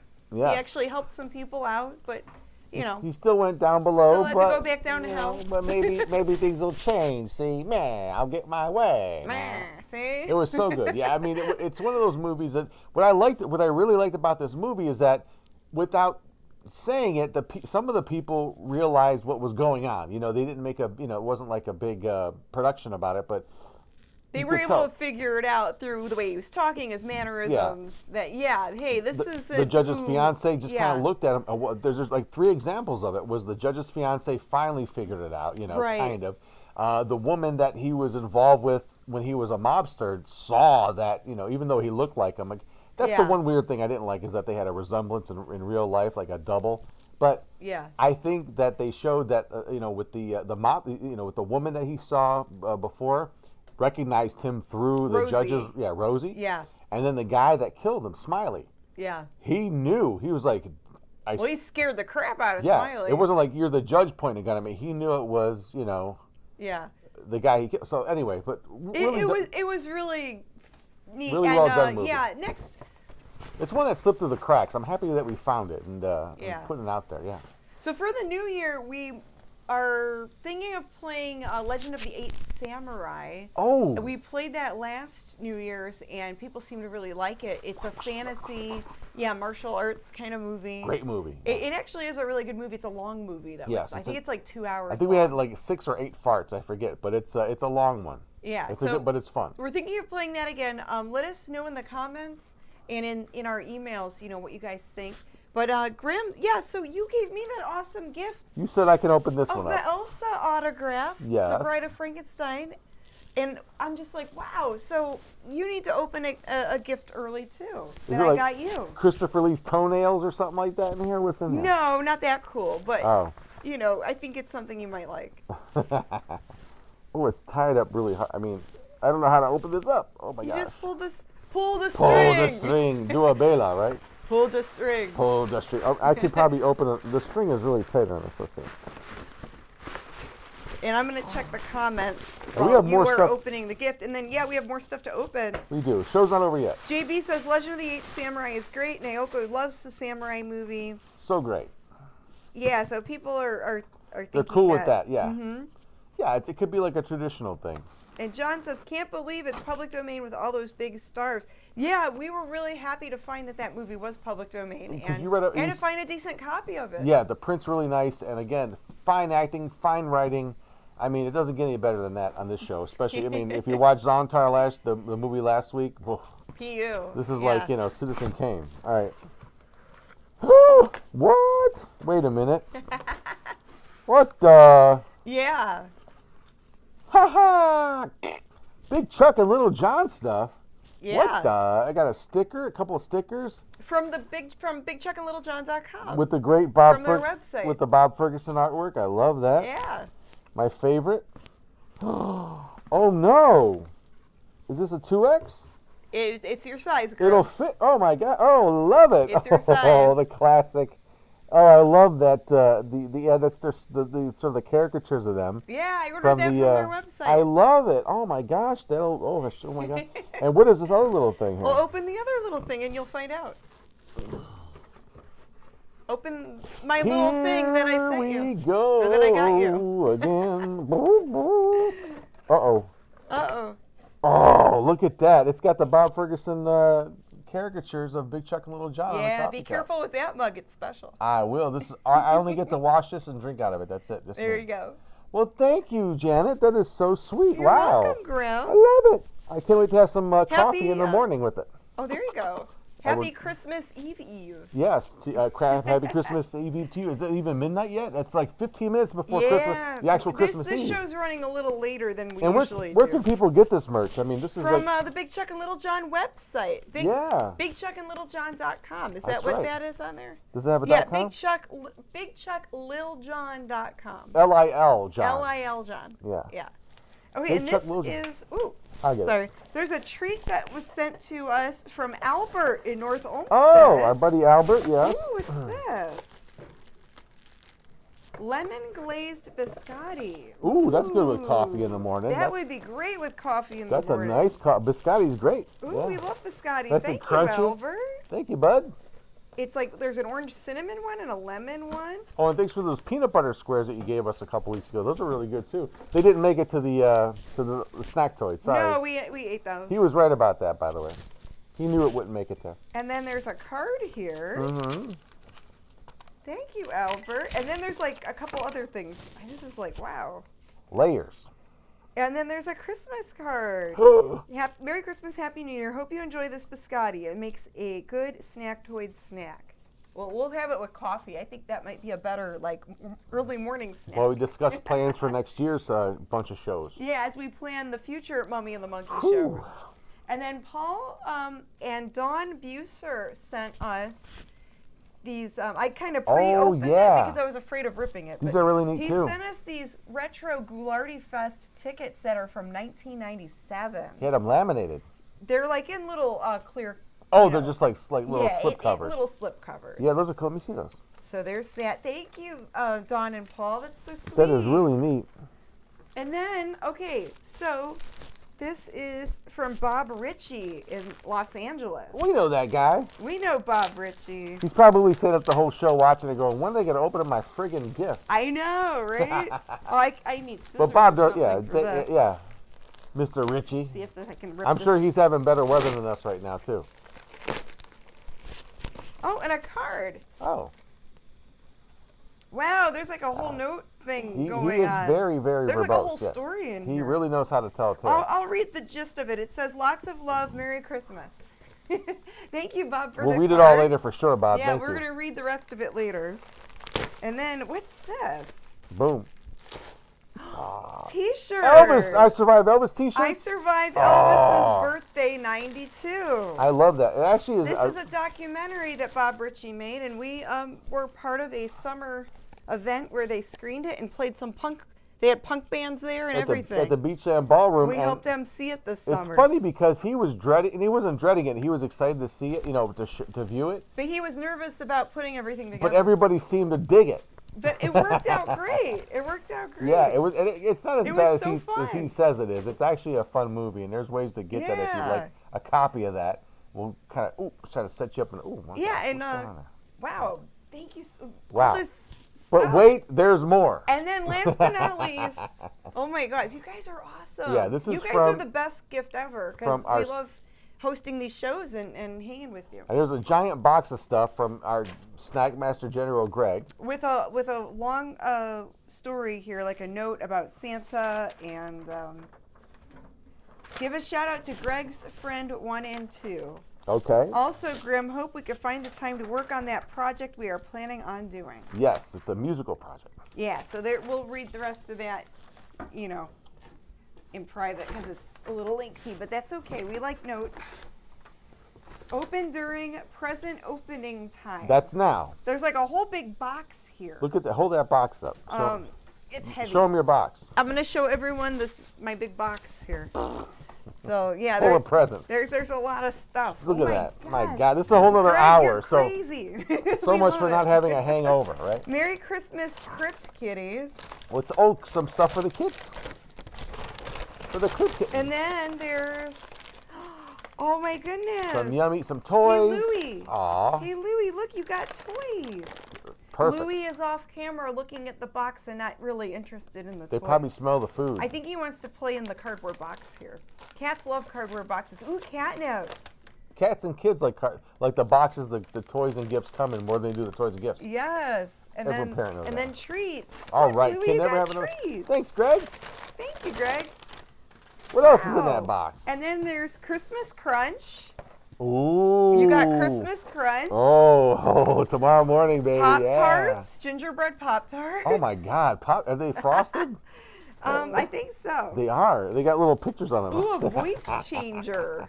Hey, that's funny. You can use it for sound effects. Yeah, you know what? Yeah. Uh-oh. Oh, my God. Hot chocolate bombs? What the? Ray. Oh, my gosh. Ray Musselman. Thank you so much. A Musselman, probably. Musselman. I'm sorry. Ray, thank you so much, Ray. Wow. And then there's, Merry Christmas, Ray. And then there's, what are these? Oh, caramel popcorn things. Oh, my God. Caramel popcorn thingies. Thank you. They're going to have to roll us into next episode. I know. I think for the new year, we're going to have to eat healthy snacks. Well, I'm gonna chow down on this stuff before then. I'm definitely going to. Pop Rocks. Oh, I love Pop Rocks. Those are great. There are you they go. Strawberry or something? Reese's. A 3-pack. Reese's? Yeah. Oh, there's so much here. You can't go wrong with Reese's stuff, right? Peanut butter. And then, what's this? There's something wrapped in bubble wrap. Oh, my gosh. Oh, and there's like a Blinky necklace thing. Nice. Blinky could have worn that for the show. I know, I could have worn it. We'll save it. What is? Captain, oh my God, Christmas Crunch. Woohoo! Wow. Yeah. Okay. Oh, what's this? Merry Christmas, everybody. This Louie, look, cool. Bubble wrap. We could play with bubble wrap. Oh, skull mugs. Ooh. What the? There you go, Grim. Some skull mugs. That matches our skull shot glasses we have, yeah. That's great. We'll be using these tomorrow, too. What's this? Smoke luster. Ooh. There's like wow. There's so many goodies in here. Greg, what are you doing, man? Greg, you really like outdid yourself. Yeah. This is like crazy. But it's sweet. Thank you. You're so sweet. Thank you, dude. I'm trying to open this thing. What's going on in the comments, Grim? Comments say, it says James Mascarella. Oh, he says Merry Christmas. Muscle Man. Ellen Blum said, yeah. What? No 8 nips for Grim? 8 nips. For your Christmas dinner, Japanese style. Oh. And it's a gift card to KFC. Yeah, Naoko let us know about and she's all about the KFC thing. In Japan, you said that around Christmas time, couples like to make dates and go to KFC around Christmas. They go to KFC and they make reservations for KFC. It's a holiday tradition. And Naoko in the chat, she's been like posting those like really funny pictures of like sexy Colonel Colonel Sanders Colonel pictures. Sanders. Yeah. She's been like fantasizing about Colonel Sanders and Who eating doesn't? KFC. Like you don't, right? I do. And it's hilarious. Is that really a gift card he gave us? It's a gift card. I love it. And then there's candy canes and Well, you know we like some KFC. some other chocolate goodies. Oh, is that Thank the you. Rochette? Yes, it's the like the hazelnut chocolates. Oh, the Pharaoh. Yeah, those are good. Those are very I good. like these. Wow, you guys. The best fans ever. We are so grateful to have you guys as fans. Thank Yeah, you so much. are they friends? I don't know. The word fans is kind of like, Well, friends, fans, whatever. Friendly is, we'll have to come up with most important. We're all friendly. people that like to watch us because we like being watched. No, no. Hey, Louie, do you want to be on camera? He's sitting here off camera staring. Yeah, he's all over the shows coming up this weekend. He pops up a few times in those. He does. He does. But yeah, we were hard at work like Santa's little elves in the workshop, coming up with programming to get you through this Christmas weekend. If you have bad weather, inclement weather, stay in, stay safe. Yes. Enjoy your family, friends, and all the stuff that you get for Christmas and the stuff that you watch and imbibe and eat. Whatever you're doing this weekend, live it up because, hey, you only get one. Yeah. Bob says group. We should refer to everyone as group, like the ghoul. Hey, yeah, group. The group. I like You're that the better. group. Yeah. Yeah.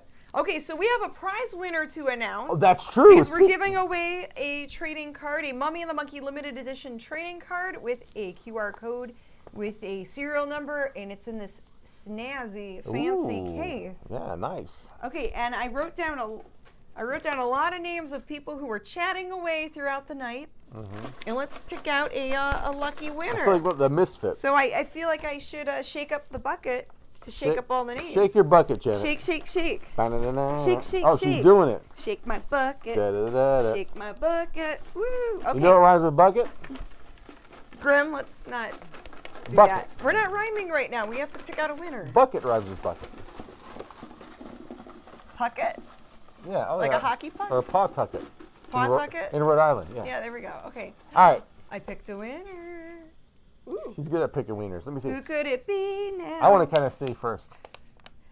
It's Keith Martin. Oh, wow. I know that name. Yeah, Keith Martin. Keith Martin. Congratulations to you. Congratulations. All right, buddy. Thank you, Keith. And thank you guys out there. Whew. Congrats, Keith, and congrats to last week's winner, Gary. We're going to mail these out after the holiday. Yep. And we're going to be ahead of the game. We're going to mail out Valentine's to everyone. That's right. To make up for not sending cards. Mm-hmm. Because we did not send any holiday cards this time. We didn't. We got too ran over with life and everything else, like everyone does, Even the Mummy and the Monkey gets bogged down with stuff, but we did find time to, noodle out some entertainment for you. Not only tonight, but for the rest of the weekend evening. So please check out our Facebook page to find out the times and what's the playlists, because the shows are done. With any luck, they'll be uploaded this weekend and premiering at 7 p.m. Eastern Time, Saturday and Sunday night. And Sunday, there'll be stuff to watch on the channel. And if you guys haven't done so already, you can hit that like button and hit subscribe if you're watching us on YouTube. If you're watching us through Public Media Network, thank you guys. Thank you, Kalamazoo. Yeah, and Merry Christmas to you, Kalamazoo. Yes, so Merry Christmas to all, and to all a good fright. That's right, and join us over the weekend. We'll be streaming stuff, premiering it. We won't be live technically, but it'll be on our YouTube channel. And thank you once again for another fun year of having you as watchers of whatever this thing it is we do. So thank you so much. Merry Christmas, Happy Hanukkah, Happy whatever to you tonight. And we'll see you next time on the Mummy and the Monkey's Hairy, Scary Hangout. Ho, ho, ho, ho. Merry Christmas. Merry Christmas. That's New Year's. We're not there yet. Yeah, not New Year's yet. Night, night. Bye, guys.